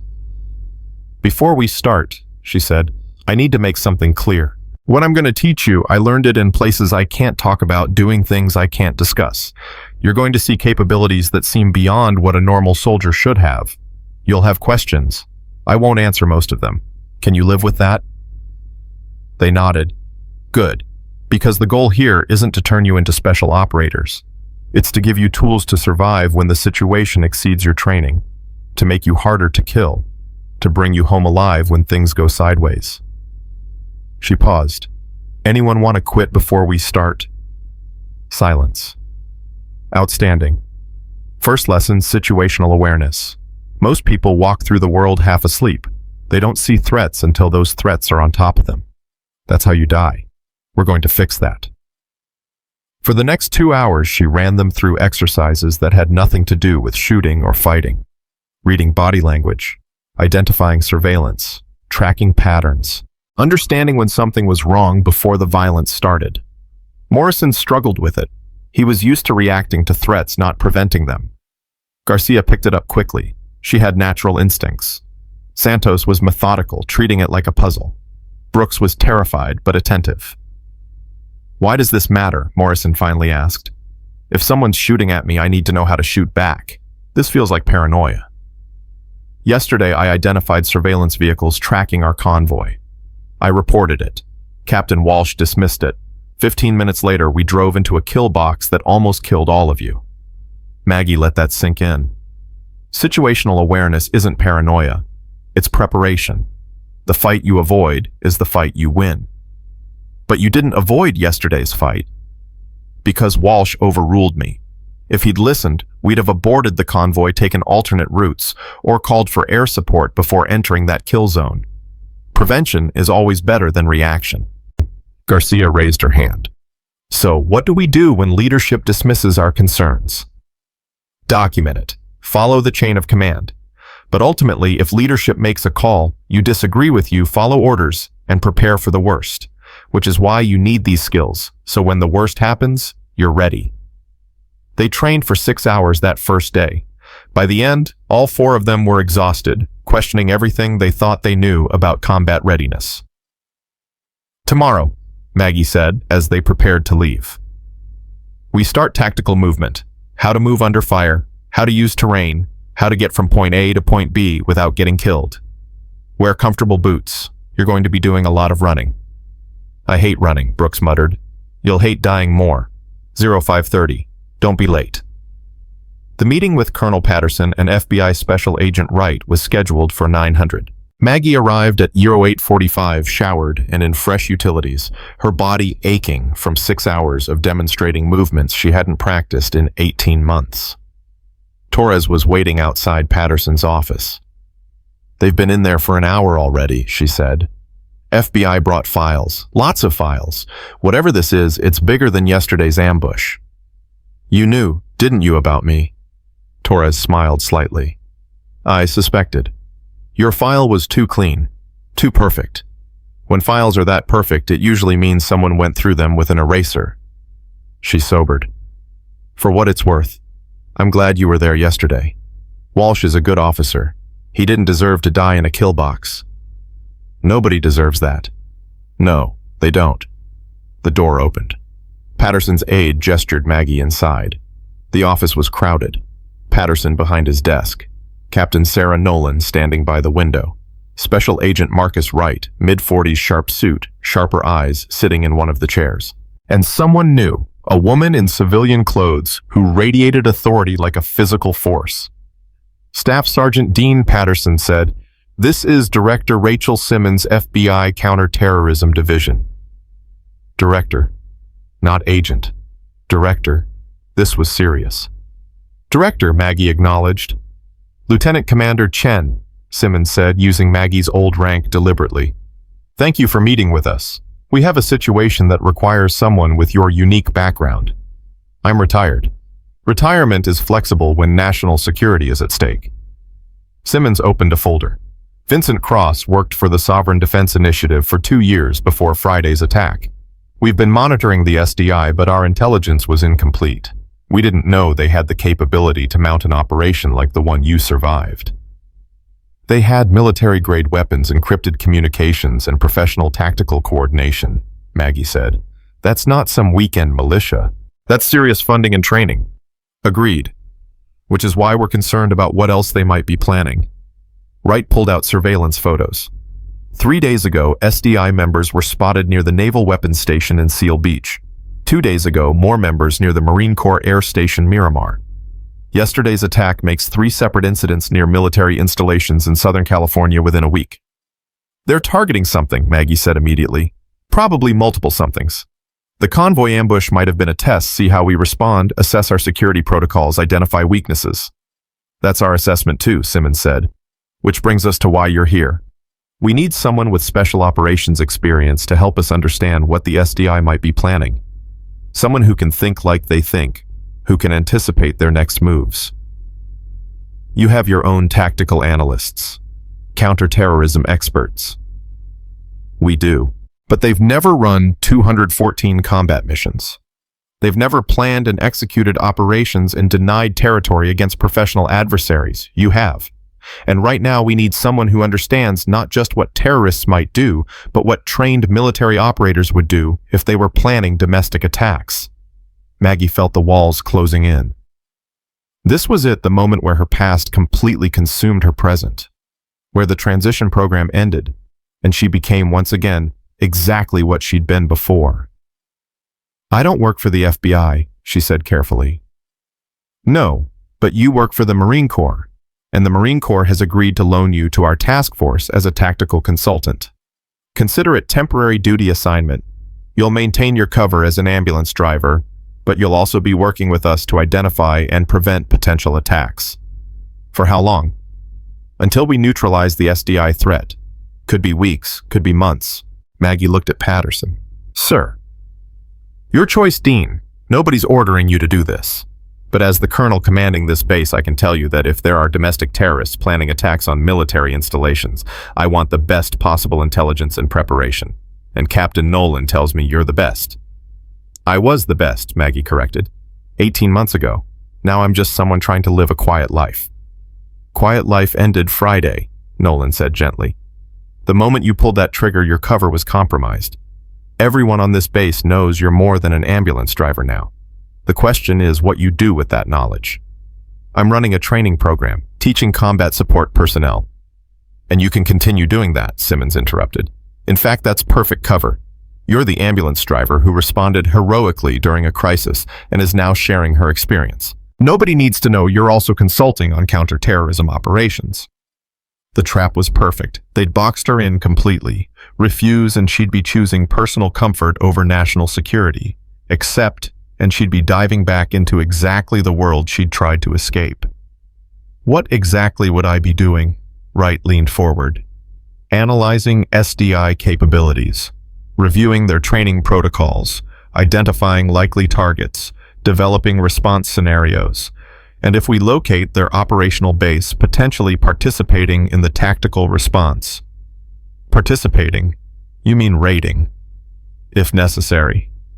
Maggie closed her eyes, saw Yemen, saw her team, saw the mission that had broken her. Then she saw Morrison, Garcia, Santos, Brooks, young Marines who needed someone to teach them how to survive. She saw Walsh trusting her with his life. She saw all the soldiers at Pendleton who might be targets if the SDI was planning something.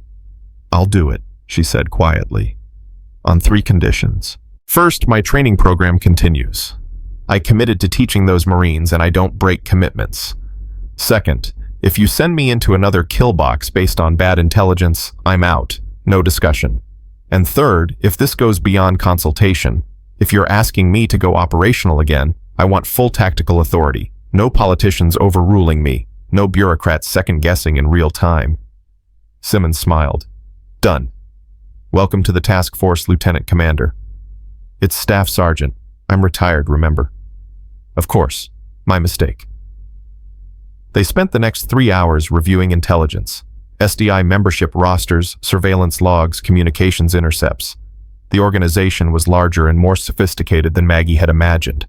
Former Special Forces operators, retired intelligence personnel, even a few people who'd worked in classified programs. These weren't amateurs. They were professionals who'd decided the government they once served was now the enemy. "Here's what concerns me most," Maggie said, studying the organizational chart. "This structure, it's modular, cellular. Even if we take out the leadership, the cells can operate independently. That's textbook insurgent organization. Someone with serious training designed this."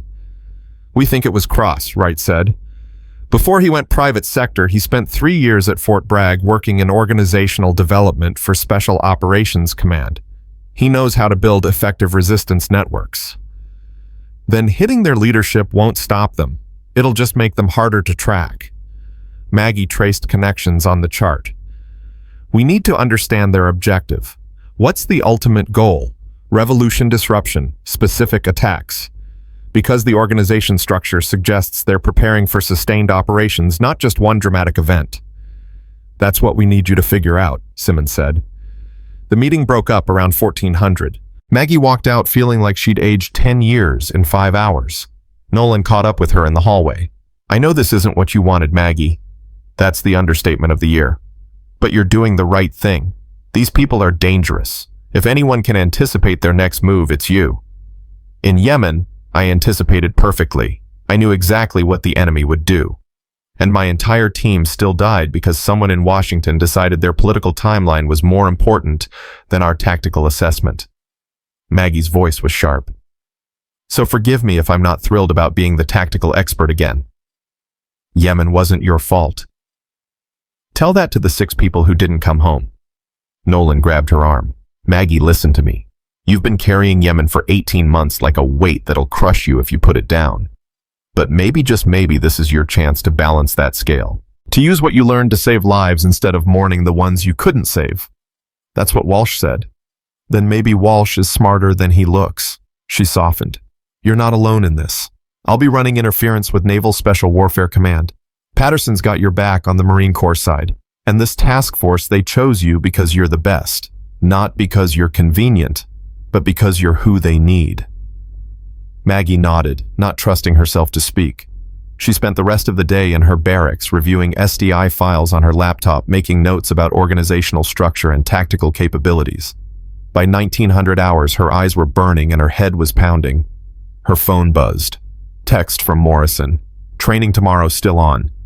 She typed back 0530. "Don't be late."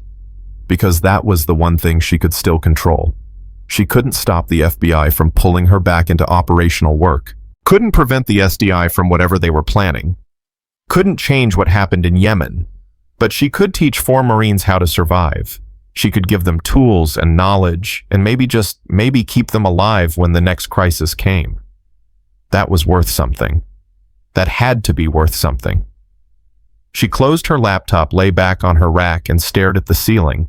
Tomorrow she'd be teaching tactical movement while also analyzing domestic terrorism threats. She'd be an ambulance driver and a special operations consultant and a teacher and all the other things people needed her to be. The invisible woman was gone. In her place was someone far more complicated, far more capable, and far more dangerous than anyone at Pendleton had imagined. Maggie closed her eyes and wondered if she'd ever find that quiet life she'd been searching for. Probably not. But at least now she'd stopped pretending she could. 3 weeks of training had transformed Morrison's team from confident amateurs into cautious professionals. They moved differently now, eyes always scanning bodies, never fully relaxed, minds calculating angles and exits even in safe spaces. Maggie watched them during a tactical movement exercise and saw shadows of what she'd been 20 years ago. "Faster!" she called out as they maneuvered through the obstacle course. "Threat doesn't wait for you to catch your breath. Move like your life depends on it, because someday it will." Garcia hit the ground, rolled, came up with her rifle ready. Good form, improving every day. Santos followed his movement smoother than it had been 2 weeks ago. Morrison brought up the rear, protecting their six, finally understanding that leadership meant making sure everyone got home, not just being first through the door. Brooks stumbled on the last obstacle. Maggie was there before he hit the ground, steadying him. "I'm slowing everyone down," he gasped. "You're learning. There's a difference. 6 months ago, Morrison thought he knew everything. Now he knows enough to understand he doesn't. That's progress, Brooks. Keep moving." They finished the course. Maggie checked her watch. 47 minutes. 3 weeks ago, it would have taken them 90. "Good work. Tomorrow we start close quarters combat. Hand-to-hand knife work, fighting when your weapon's gone, and all you've got is what God gave you and what I teach you." "Can't wait," Garcia said. And she actually meant it. The kid had found something in this training, purpose maybe, or just proof that she was capable of more than her job description suggested. Maggie's phone buzzed. Text from Wright. "Need you at the task force office, now. We've got something." She dismissed the team, showered quickly, and drove to the FBI field office in San Diego. The task force had commandeered a conference room, walls covered with maps and photographs, the kind of organized chaos that meant something was breaking. Wright met her at the door. "We intercepted communications. SDI is planning something for this weekend, something big." "How big?" "Multiple simultaneous targets, military installations across Southern California. They're calling it Operation Sovereign Dawn." Maggie's blood went cold. Multiple simultaneous attacks meant coordination, resources, and commitment. This wasn't harassment. This was war. The conference room was packed. FBI agents, naval intelligence analysts, ATF representatives, and several people in civilian clothes who had that specific look that screamed special operations. Simmons stood at the head of the table. "People, this is the scenario we've been dreading. The SDI isn't planning isolated incidents. They're planning coordinated attacks designed to overwhelm our response capabilities and make a statement about federal overreach." She pulled up a map. "Primary targets: Camp Pendleton Marine Corps Air Station, Miramar Naval Base, San Diego, and the Naval Weapons Station, Seal Beach. Secondary targets include recruiting stations and federal buildings." "When?" one of the analysts asked. "Saturday, 0800 hours. They're timing it for weekend reduced manning, hoping to maximize symbolic impact while minimizing their own casualties." "That's 48 hours from now," Maggie said. "Do we have specifics on attack methodology?" "Vehicle-borne IEDs at the main gates. Small arms attacks on personnel. Possible hostage scenarios at the recruiting stations. They want spectacle. They want news coverage. They want to prove that federal military installations aren't safe." Wright pulled up surveillance photos. "We've identified staging locations. Warehouses in Riverside and Oceanside. We've got surveillance teams on them now, but we haven't moved yet because we're trying to map the full network." "How many operators are we talking about?" Maggie studied the photos, professional assessment kicking in. "Vehicle modifications consistent with IED preparation. Defensive positions around the warehouses." These people knew what they were doing. "Best estimate 60 to 80 active participants. Mix of former military, private security contractors, and militia members. They're organized into 4-person fire teams, each team assigned specific targets." "That's not a terrorist cell. That's a small army." Maggie traced attack vectors on the map. "If they hit all 4 primary targets simultaneously, they'll stretch our response capabilities to the breaking point. By the time we coordinate counter-response, they could inflict significant casualties and exfiltrate. Unless we hit them first, Simmons said. Which is why we're planning coordinated raids on their staging locations. Tomorrow night, simultaneous takedowns. We disrupt their operation before they can execute. That's aggressive, one of the special operations types said. If we spook them, they might accelerate their timeline or disperse. If we don't hit them, they'll kill dozens of Marines and sailors on Saturday morning, Simmons countered. I'll take the risk of acceleration over guaranteed casualties. What's my role? Maggie asked, though she already knew the answer. You're going in with the Oceanside raid team. Your tactical assessment of the SDI's capabilities has been invaluable. Now we need you on the ground, making real-time decisions about what we're facing. There it was. The moment where consultation became operation, where she stopped being Staff Sergeant Dean ambulance driver and became Lieutenant Commander Chen SEAL operator. I need tactical authority, she said quietly. If I'm going in, I call the shots on the ground. No remote commanders overruling my assessment. You'll have it, Simmons agreed. But Maggie, understand this is federal law enforcement action, not a military operation. Rules of engagement are different. We're trying to arrest these people, not eliminate them. As long as they're not trying to eliminate us, that works fine. The planning session lasted 6 hours. Raid protocols, backup scenarios, medical support, everything that could be anticipated. Maggie contributed tactical insights from 2 decades of similar operations, though she left out that most of those operations had been in foreign countries against enemies who didn't have constitutional rights. By the time she left, it was 2100 hours. She drove back to Pendleton on autopilot, her mind already running through the Oceanside raid, identifying failure points and backup plans. Her phone rang. Morrison. Dean, we've got a situation. Brooks is missing. He didn't show up for evening formation. Nobody's seen him since training ended. Maggie's instincts screamed. Where was he last seen? Motor pool. He said he was going to do some extra equipment maintenance. That was 4 hours ago. I'm 10 minutes out. Lock down his barracks room. Don't let anyone touch anything. She hung up and pushed the accelerator. Brooks was the youngest, most inexperienced member of the team. Also the most vulnerable to pressure or coercion. When she arrived, Morrison, Garcia, and Santos were waiting outside the barracks. His room's locked from the inside, Morrison said. We knocked. No answer. Maggie didn't hesitate. Kicked the door open with practiced efficiency that startled them all. The room was empty. Neat, orderly, everything in place, except Brooks's personal weapon was gone. And on his desk was a note. Maggie read it, felt ice settle in her chest. What does it say? Garcia asked. It says he's sorry, that he couldn't handle the pressure, that he's not strong enough for this. Maggie pulled out her phone, called Wright. We've got a problem. One of my students is missing. Young, vulnerable, and I just realized he fits the profile of someone the SDI would target for recruitment or exploitation. Explain. Tyler Brooks, 20 years old, impressionable. Has been training with me for 3 weeks, which means he's seen capabilities and techniques that are normally classified. If the SDI got to him, he could provide intelligence about our security protocols, training methods, response capabilities. You think he's been compromised? I think he's missing with his weapon, and we've got an attack planned for Saturday that requires inside intelligence about military base security. That's not coincidence. Wright swore. I'm sending a team to his last known location. What else do you need? Access to his phone records, emails, social media, everything. I need to know who he's been talking to. You'll have it in 20 minutes. Maggie hung up, turned to Morrison.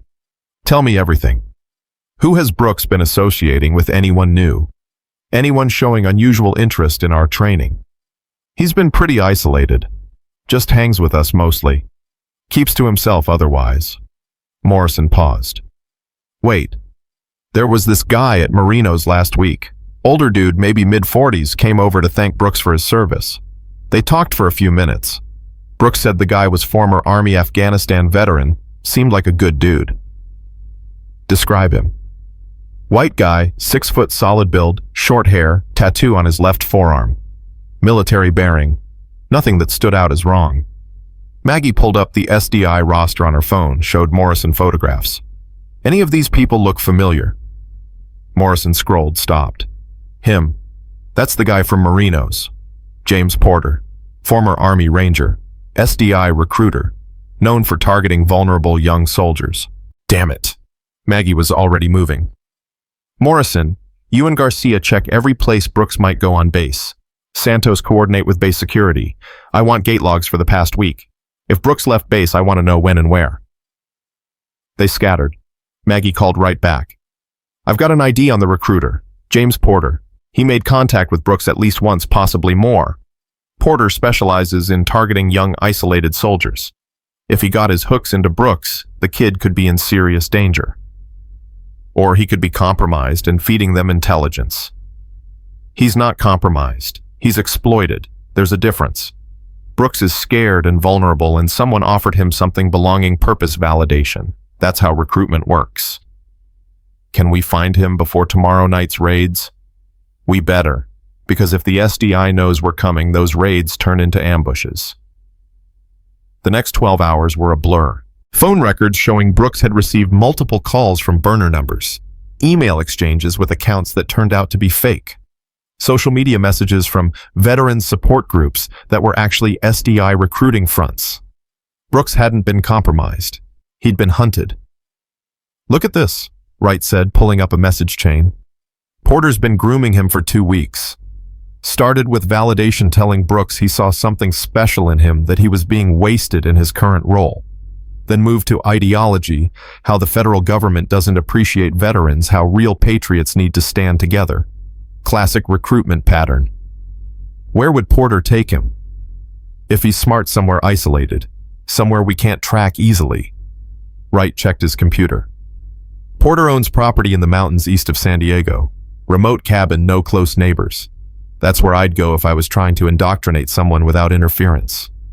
Send me the coordinates. Maggie, you can't go alone. This is law enforcement action. We need proper protocols. We don't have time for protocols.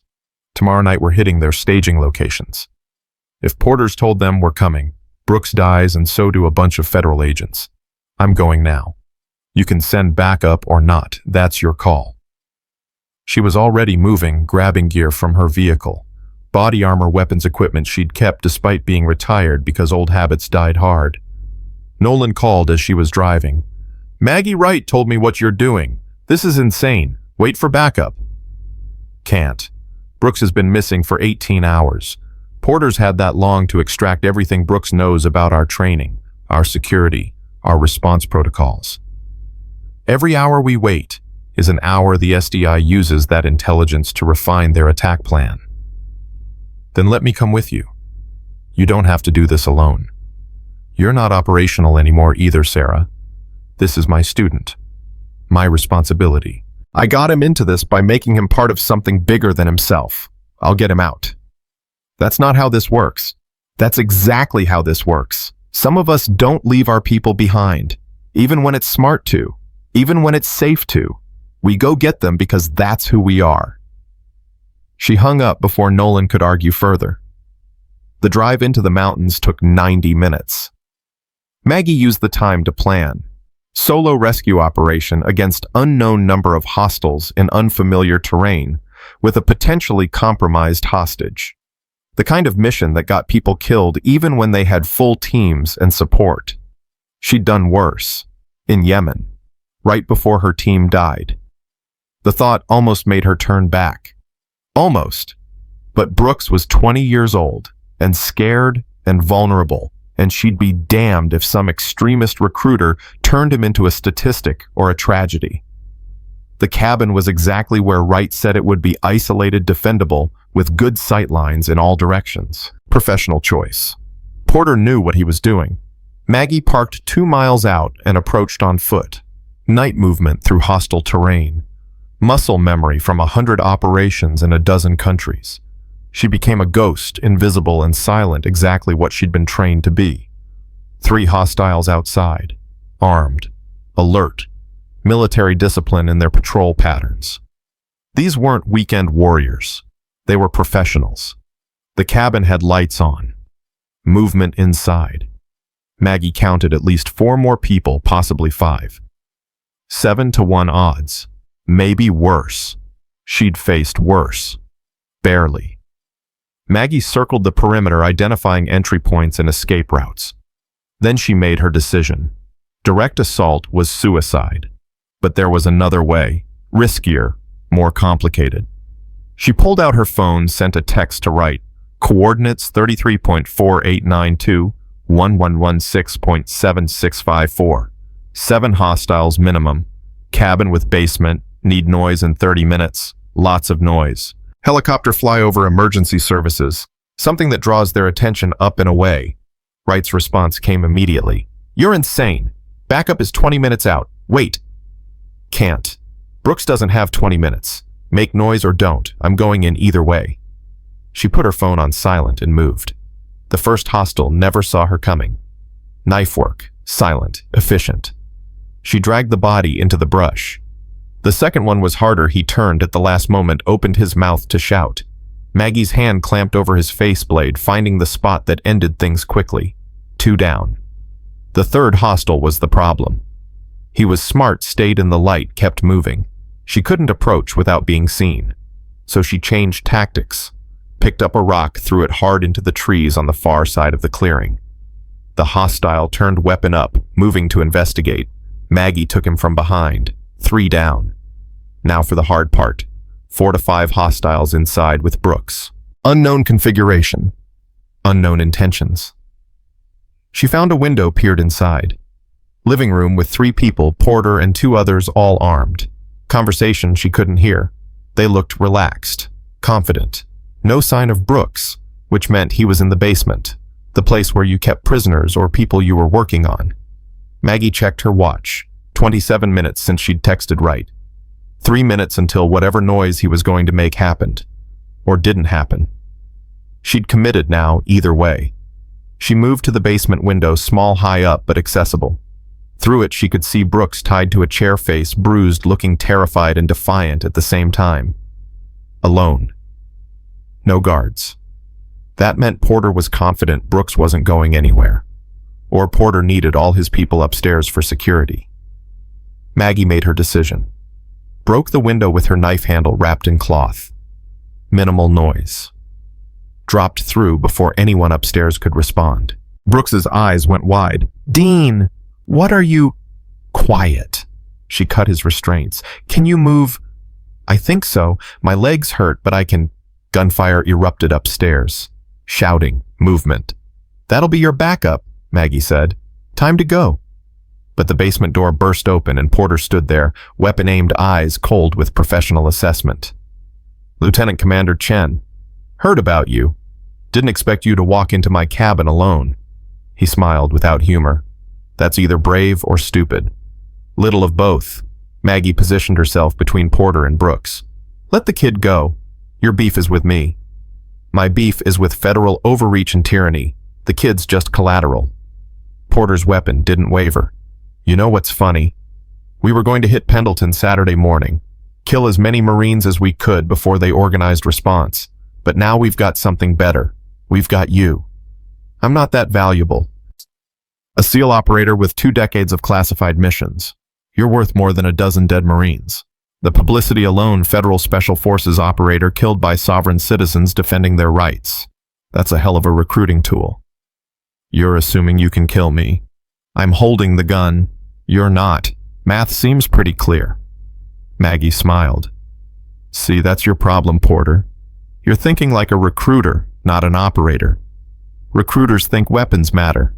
Operators know position matters more. She moved before he could process what she meant. Grabbed Brooks, shoved him hard toward the window. Go! Porter fired. Rounds tore through the space where Brooks had been. Maggie was already moving, closing distance, years of close-quarters combat training, making her body a weapon more dangerous than any gun. She hit Porter like a freight train. His weapon discharged rounds, going wild. They hit the ground together, fighting for control. Porter was good. Special Forces training, years of experience. But Maggie had spent 2 decades doing this in places where failure meant death, and she'd survived every single time. The fight was brutal, vicious, over in seconds. When it ended, Porter was on the ground unconscious and Maggie had his weapon. Brooks was at the window, frozen. Dean, I'm sorry, I didn't mean to. Move Marine now. They went through the window together, outside chaos. The noise Wright had promised was a full tactical response, FBI, ATF, local law enforcement. Helicopter sirens shouted commands. The cabin was surrounded. Maggie and Brooks stumbled into the perimeter, hands up, identifying themselves. Federal agents moved in, securing the scene. Wright was there, looking furious and relieved simultaneously. "You're insane, completely insane. You could have been killed." "But I wasn't, and neither was Brooks. You went into a hostile location alone against 7 armed combatants with no backup plan. I had a backup plan. You were the backup plan, and you came through, thank you." Wright opened his mouth, closed, it shook his head. "Simmons is going to have questions. I'll have answers, but right now I need to talk to Brooks." She found him sitting in an ambulance, leg being bandaged, looking small and young and scared. "I'm sorry," he said immediately. "Dean, I'm so sorry." Porter, he seemed like he understood. Said I was being wasted, that I could be more. And I just wanted to matter, wanted to be important. "You already mattered, Brooks. You think Garcia and Santos and Morrison trained with you because they had to. They did it because you're part of the team, because every person matters. But I'm just a corpsman. I can't fight like them, can't do what they do. You followed orders under fire during the convoy ambush. You drove through a kill zone while people were shooting at you because I told you to. That took courage most people don't have." She sat beside him. "What Porter offered you was a lie, Brooks. Purpose doesn't come from joining extremists. It comes from doing your job well, from being there for your team, from getting better every single day." "Did I compromise the operation?" Porter kept asking about the raids tomorrow.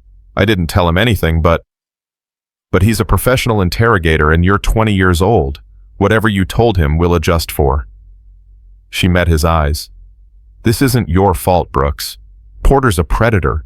He hunts vulnerable people. You were just vulnerable enough at the wrong time. What happens to me now?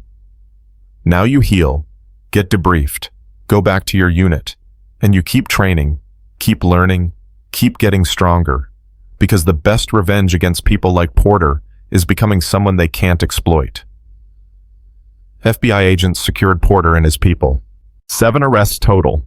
7 people who wouldn't be attacking military installations on Saturday morning. But as Maggie watched them being loaded into vehicles, she couldn't shake the feeling that something was wrong. Porter's operation was too small.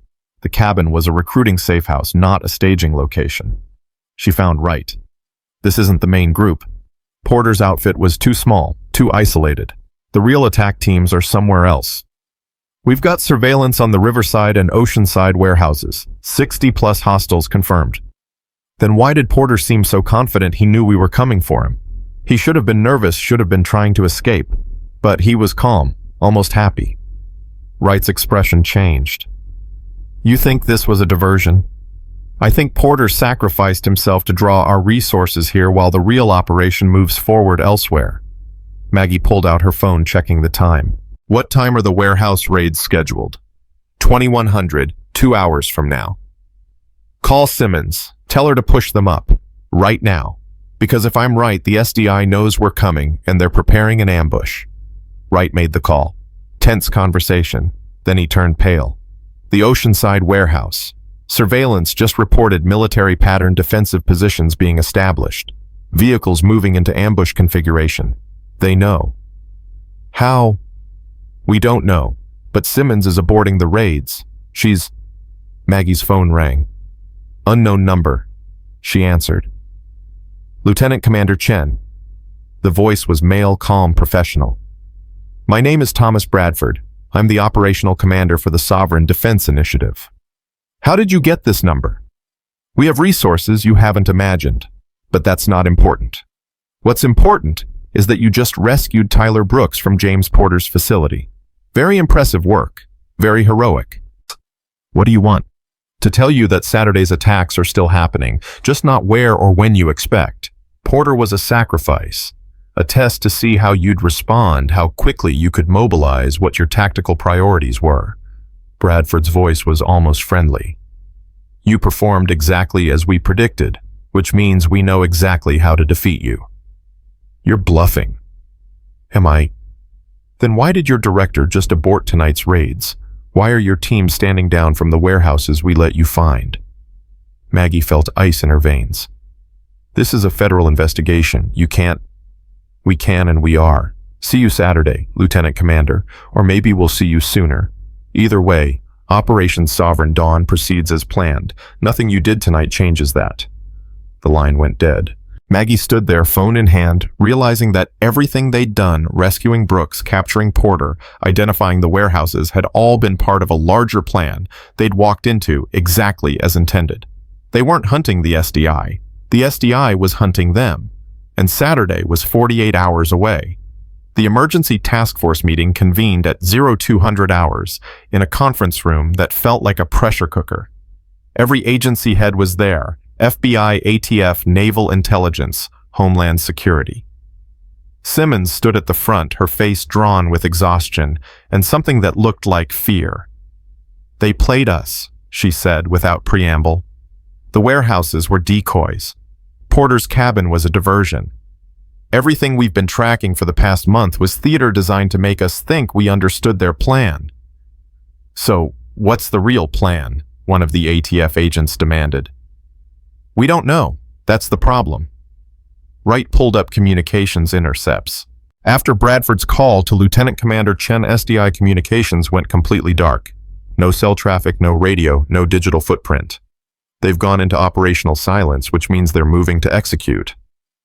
Saturday morning 0800, that timeline still holds? Maggie asked. We think so, but we don't know the targets anymore. Could be the installations we identified. Could be something else entirely.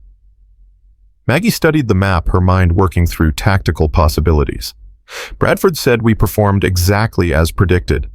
That means they've been watching our response protocols, learning our patterns. They know how quickly we mobilize, where we position assets, how we coordinate between agencies. Which gives them what advantage? Simmons asked. It gives them the ability to hit us where we're weakest. Not the obvious targets, but the places we've left vulnerable because we concentrated forces elsewhere. She traced patterns on the map. We reinforced the main gates at Pendleton, Miramar, Seal Beach, increased patrols, enhanced security screening, standard defensive posture. That's proper protocol, one of the analysts objected. It's also predictable.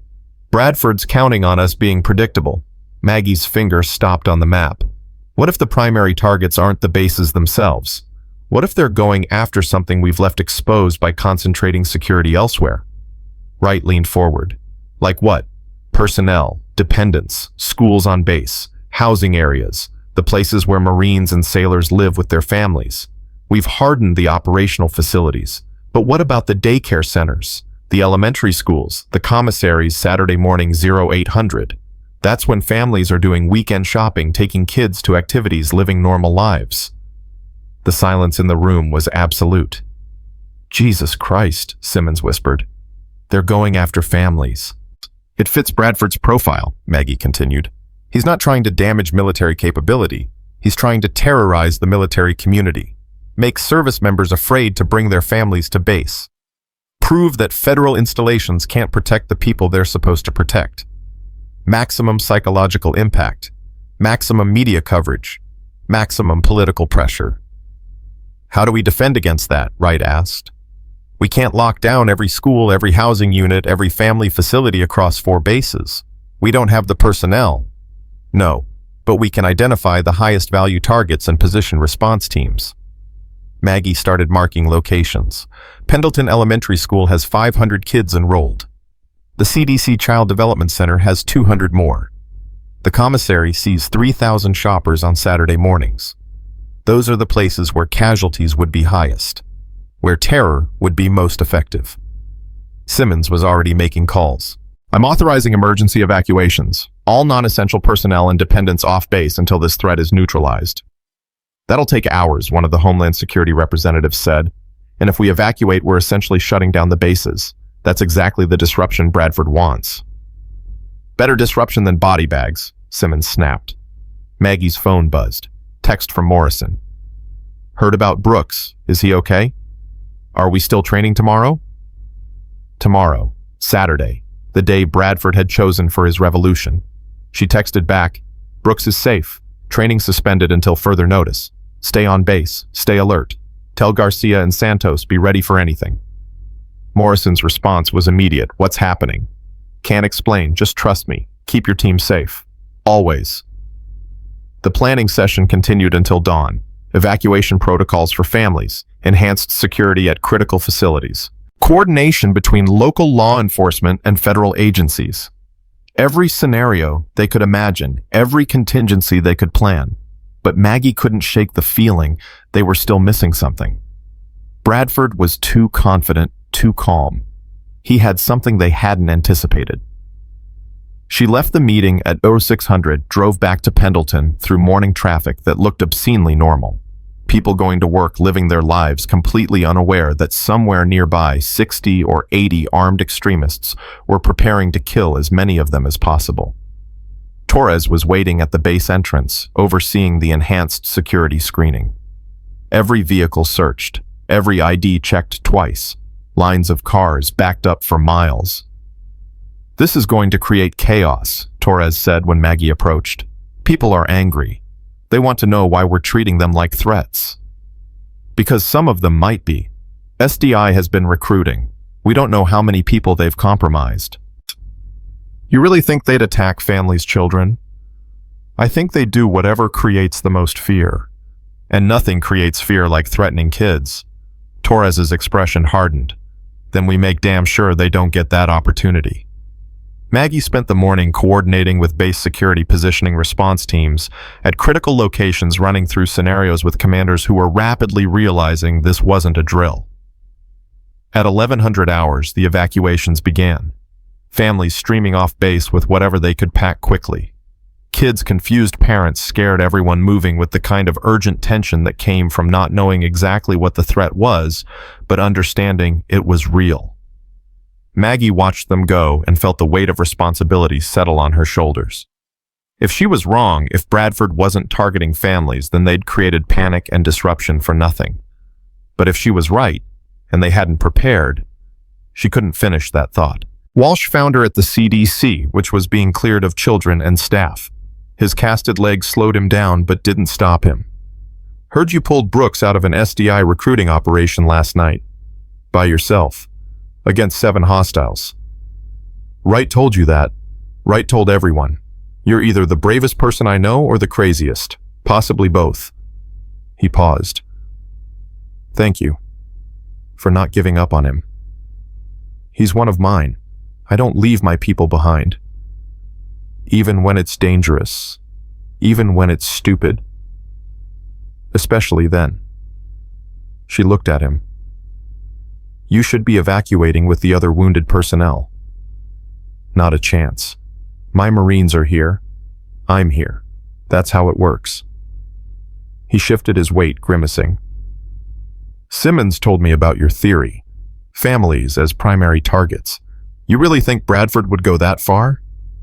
I think he'd go farther if it served his purpose. These people aren't soldiers anymore. They're terrorists who believe they're fighting tyranny. That belief makes them capable of anything. So we stop them. So we try. The afternoon stretched into evening. No new intelligence, no communications intercepts, nothing but silence, and the steady evacuation of thousands of people who'd done nothing wrong except live and work on military installations. By 1800 hours, the bases were ghost towns. Essential personnel only. Security forces, response teams, everyone else families, dependents, civilians gone to hotels and relatives and anywhere that wasn't a potential target. Maggie stood in the empty parking lot of Pendleton Elementary School and tried to imagine it full of children in 6 hours. Tried to imagine Bradford's people attacking them. Couldn't. Wouldn't.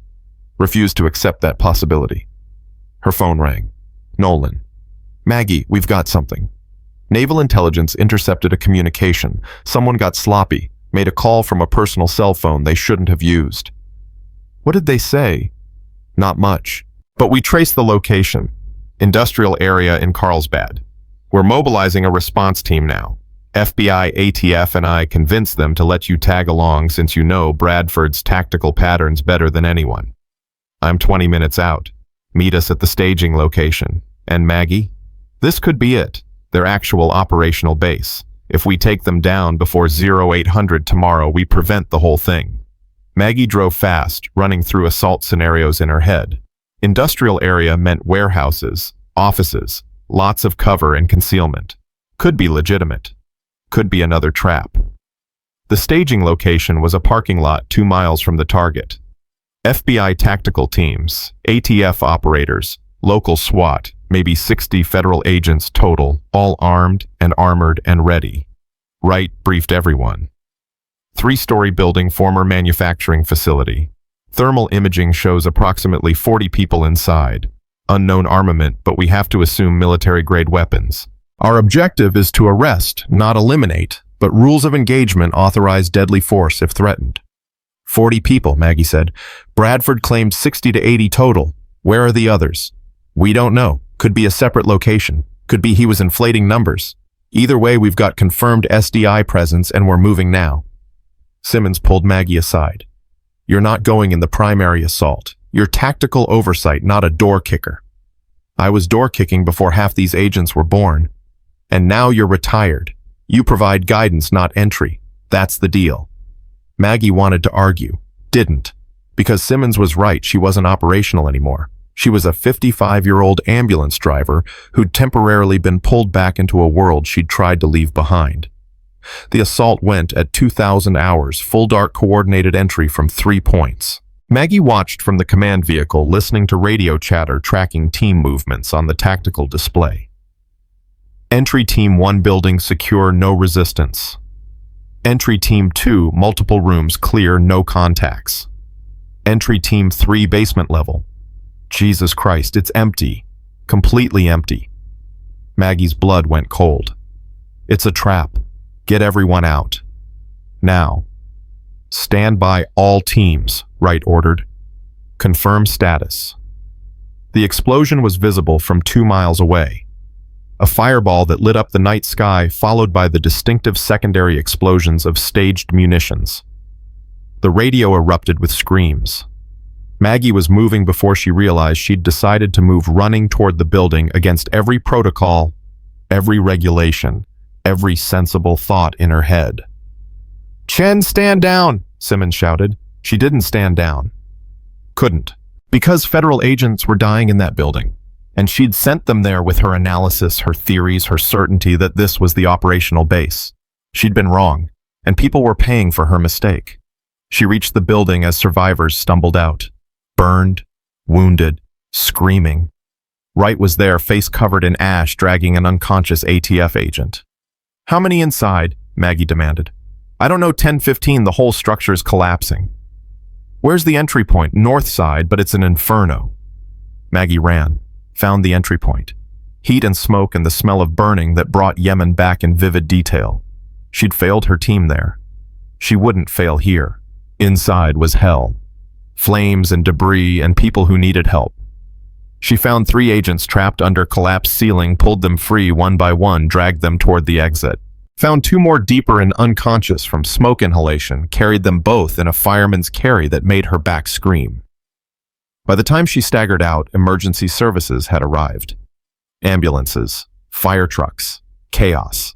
Wright was there still coordinating despite his injuries. Chen, you shouldn't have. How many did we lose? 8 confirmed, another 12 critical. And we got nothing. No intelligence, no prisoners, just casualties. Maggie wanted to collapse, wanted to give up, wanted to admit that she'd failed again, that Yemen had taught her nothing except how to survive when people she was responsible for died. Instead, she walked to the command vehicle, pulled up the tactical map, and started thinking. Bradford had known they'd find this location, had planted the cell phone communication deliberately, had prepared the building as a kill box designed to take out the tactical response teams, which meant the real operation wasn't at this building. And with the tactical teams decimated, there was nobody left to stop it, except her. Where's Pendleton's current security status? She asked Wright. Minimal manning. We pulled half the security personnel for this assault. Why? Because that's where Bradford's going to hit. We concentrated our response here exactly like he wanted. Now, Pendleton's vulnerable, and 0800 is 10 hours away. Maggie, we just lost 8 people. We need to regroup, assess. We need to defend that base, because if I'm right, that's where the real attack happens. Not the families, not the schools, the base itself, while our security is stretched thin, responding to this disaster. Simmons overheard, stumbled over. Her suit was torn, face ash-stained. You think this whole thing was designed to draw our tactical teams away from Pendleton? I think Bradford's smarter than we gave him credit for. He's been 3 steps ahead the entire time. The convoy ambush was reconnaissance.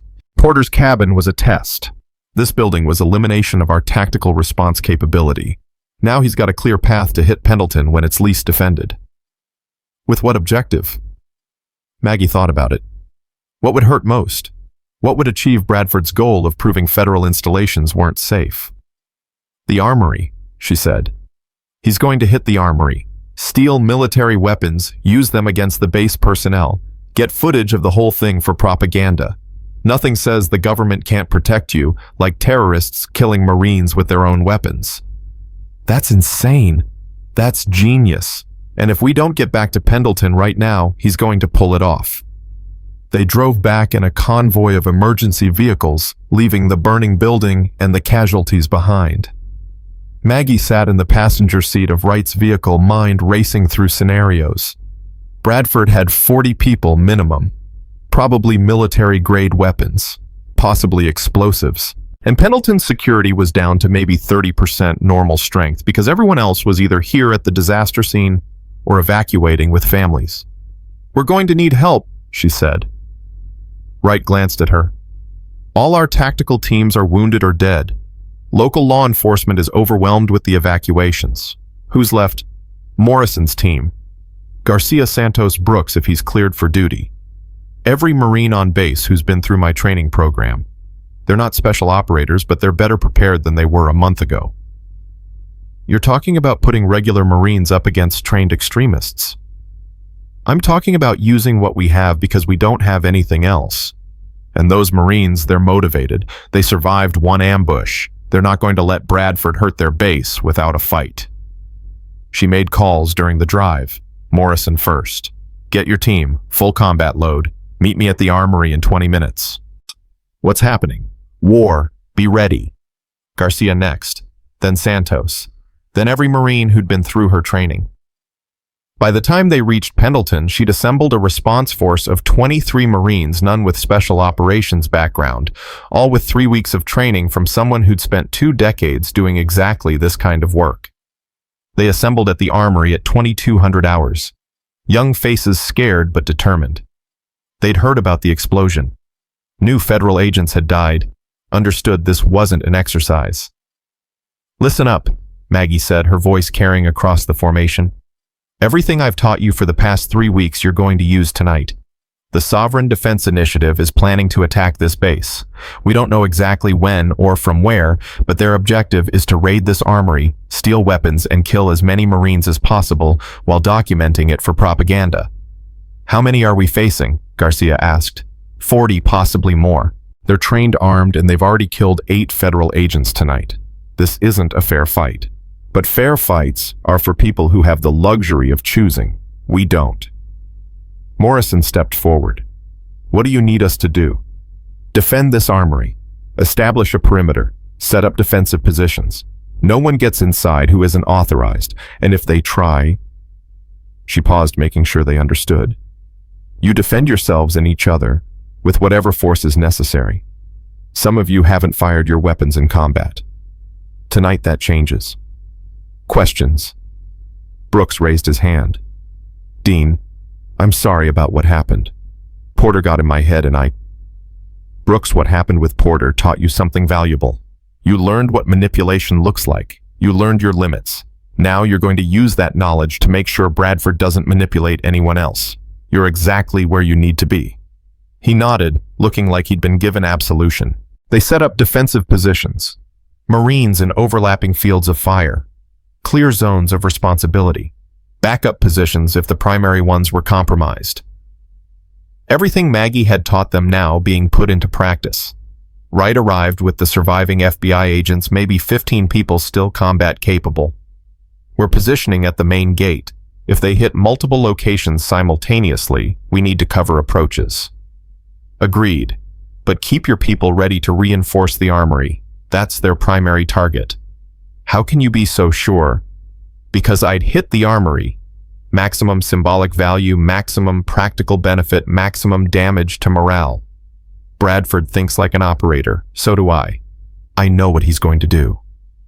And if you're wrong, then we've wasted a night standing guard. But if I'm right and we're not prepared... She didn't finish. Didn't need to. The hours crawled past. 2300. Midnight. 100. Marines stayed alert, eyes scanning darkness, fingers near triggers. Maggie walked the perimeter, checking positions, offering quiet words of encouragement. These kids were scared. They had every right to be. But they were here, they were ready, and that counted for something. At 0300 hours, motion sensors at the north perimeter triggered. Contact, Garcia reported over the radio. Multiple individuals approaching from the north tree line. Can't get positive ID yet. Hold your fire, Maggie ordered. Confirm hostile intent before engaging. Tense seconds. Then Garcia again. They're armed. Military weapons. Moving in tactical formation. This is it. All stations, this is Dean. Hostile force confirmed approaching from north. Establish defensive posture. Fire on my command only. Acknowledge. One by one, her Marines acknowledged. 23 voices, young and scared, but steady. The SDI assault came in 3 waves. First wave was suppression heavy weapons fire designed to pin down defenders. Second wave was breach explosives on the armory doors. Third wave would be entry and theft. But Maggie had anticipated this. Her defensive positions were set back from the obvious approaches. When the SDI opened fire, they were shooting at empty positions. Now, Maggie commanded, return fire, aim for center mass, controlled bursts. Her Marines opened fire from positions Bradford's people hadn't expected. The SDI assault faltered, took casualties, fell back to regroup. Phase 1 complete, Maggie said over the radio. Stand by for their second attempt. They'll adjust tactics. Be ready. Morrison's voice. Dean, we've got movement on the east side. Flanking maneuver. Santos Garcia shift to support Morrison's position. Maintain overlapping fire. Don't let them isolate anyone. The SDI came again, smarter this time, using the darkness and their superior numbers. They got closer, breached the outer perimeter, reached the armory doors. Maggie was there before they could set charges, her Sig Sauer, speaking a language she'd learned 2 decades ago. 3 hostiles down. 4. The rest retreated. But she'd seen their faces in the muzzle flashes. Young men determined and trained who believed they were patriots fighting tyranny. They weren't going to stop. This was their revolution, their moment, their cause worth dying for, which meant this was going to end in blood. The third assault came at 0430, pre-dawn darkness, their last chance before daylight made their movements visible. Bradford himself led it. Maggie recognized him from surveillance photos, moving with professional competence, directing his people with hand signals. All stations hold your fire, she ordered. Let them commit. Dean, they're going to reach the armory, Morrison protested. Trust me, let them commit. The SDI reached the armory doors, started setting charges, thought they'd won. Maggie keyed her radio. Now, hit them from all sides. Her Marines opened fire from positions Bradford hadn't identified, caught the SDI in a kill box of their own making. It was over in seconds. Bradford went down wounded but alive. His assault team scattered broken. Federal agents moved in securing prisoners, treating wounded. The sun was rising on Saturday morning. 0800 came and went. No attacks, no casualties except the SDI's own people. Operation Sovereign Dawn had failed. Maggie found Bradford being treated by a corpsman. His leg was shattered from her, round his face pale with shock and pain. You were good, she said quietly. The deception, the misdirection, the tactical planning. All of it was professional work. Not good enough, apparently. You made one mistake. You assumed we'd keep responding predictably, that we'd keep walking into your traps. But I'd walked into traps before, in Yemen. Cost me my entire team. I learned from that. You didn't. This isn't over, Bradford said. The movement is bigger than one operation. Maybe, but tonight it's over. Your people are arrested. Your weapons are seized. Your revolution ends here in a failed raid on a Marine base stopped by the very people you thought you were smarter than. She walked away before he could respond. Morrison found her as dawn broke fully. Dean, we did it. We actually did it. You did it. You and Garcia and Santos and Brooks and every Marine who stood their ground tonight. I just showed you what was possible. You proved it was real. What happens now? Now we go back to our regular lives. You to your team, me to my ambulance. Everything goes back to normal. Will it, though? Can it? Maggie looked at him. This kid who'd mocked her 6 weeks ago and had just fought off a domestic terrorist assault. No, it won't. You've seen what you're capable of. You've learned what really matters. You can't unknow that. But that's okay. That's called growing up. Over the following weeks, Pendleton returned to normal operations. Families came back. Schools reopened. The investigation into the SDI continued with dozens of arrests across 12 states. Maggie's training program became official policy combat readiness training for all support personnel taught by someone whose credentials were classified, but whose effectiveness was undeniable. Morrison, Garcia, Santos, and Brooks became her assistant instructors, teaching new Marines the lessons they'd learned about capability preparation and the danger of underestimating anyone.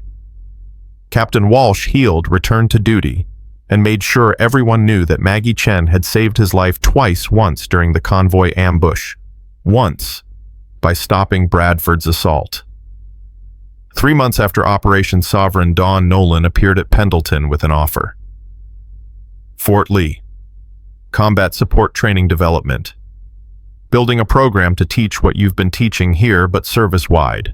Every logistician, every medic, every driver, learning advanced tactical skills. You'd design the curriculum, direct the training, make a real difference. What about my transition program I'm supposed to be integrating back into normal life? Maggie, you saved 8 federal agents from that burning building.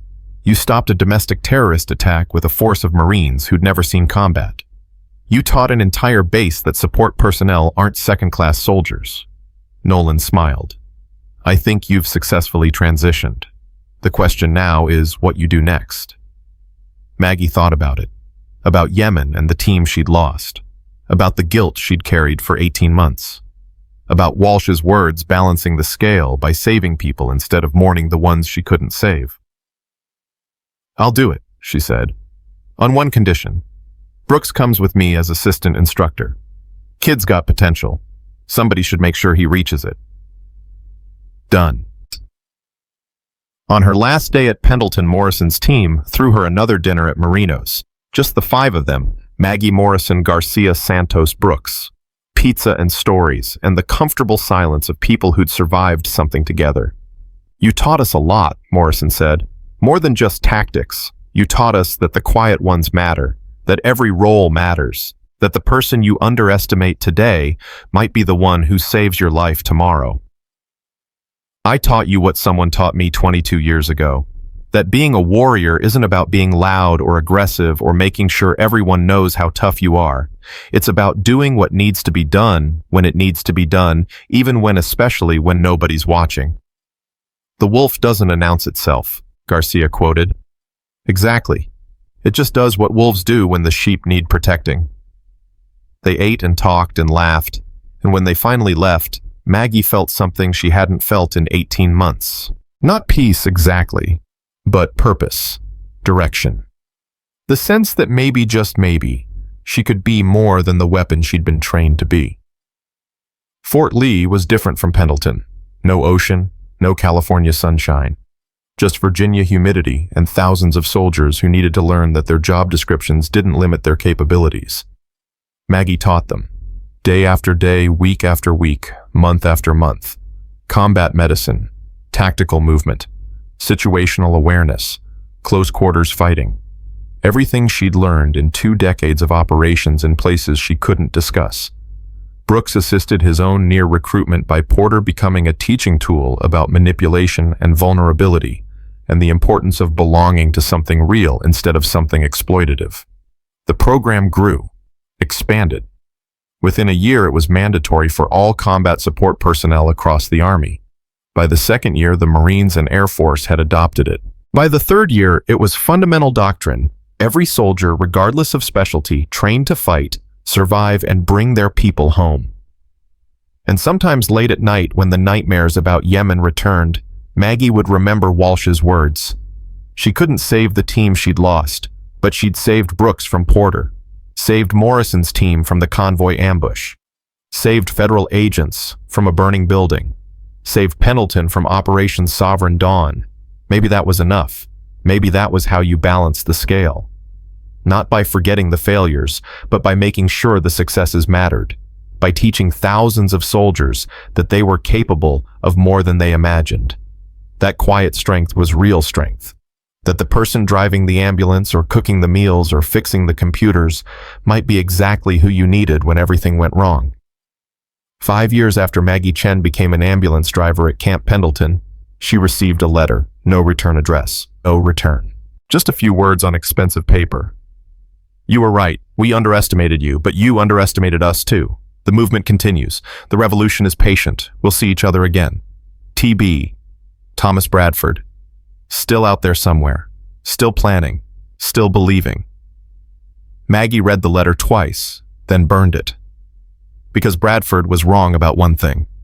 They wouldn't see each other again. Not because she was hiding, but because she'd already won. She'd stopped his revolution, captured his people, disrupted his organization, and she'd taught thousands of soldiers how to recognize manipulation, resist exploitation, and fight back when threatened. Bradford could plan all he wanted. His revolution would keep hitting people who were ready, who'd been trained by someone who knew every trick, every tactic, every deception that extremists used. The invisible woman was gone. In her place was a teacher, a protector, a builder of capabilities in others. Someone who'd learned that the highest form of service wasn't being the hero who saved the day, but being the mentor who taught others how to save themselves. Maggie Chen had been a lot of things in her 55 years. Special operations legend, classified operator, ambulance driver, tactical consultant. But the thing she was most proud of, the identity that mattered most, was the simplest one of all. She was the person who taught others that they mattered, that they were capable, that quiet strength was real strength, and that the person everyone underestimated today might be exactly the hero everyone needed tomorrow. That was the legacy worth leaving. That was the revolution worth fighting for. And nothing Bradford planned, nothing any extremist organization could do would ever change that fundamental truth. The wolf doesn't announce itself. It just does what wolves do when the sheep need protecting, and then it teaches other wolves to do the same, because that's how you build something that lasts long after any single operation ends. Any single threat is neutralized. Any single hero retires from the fight.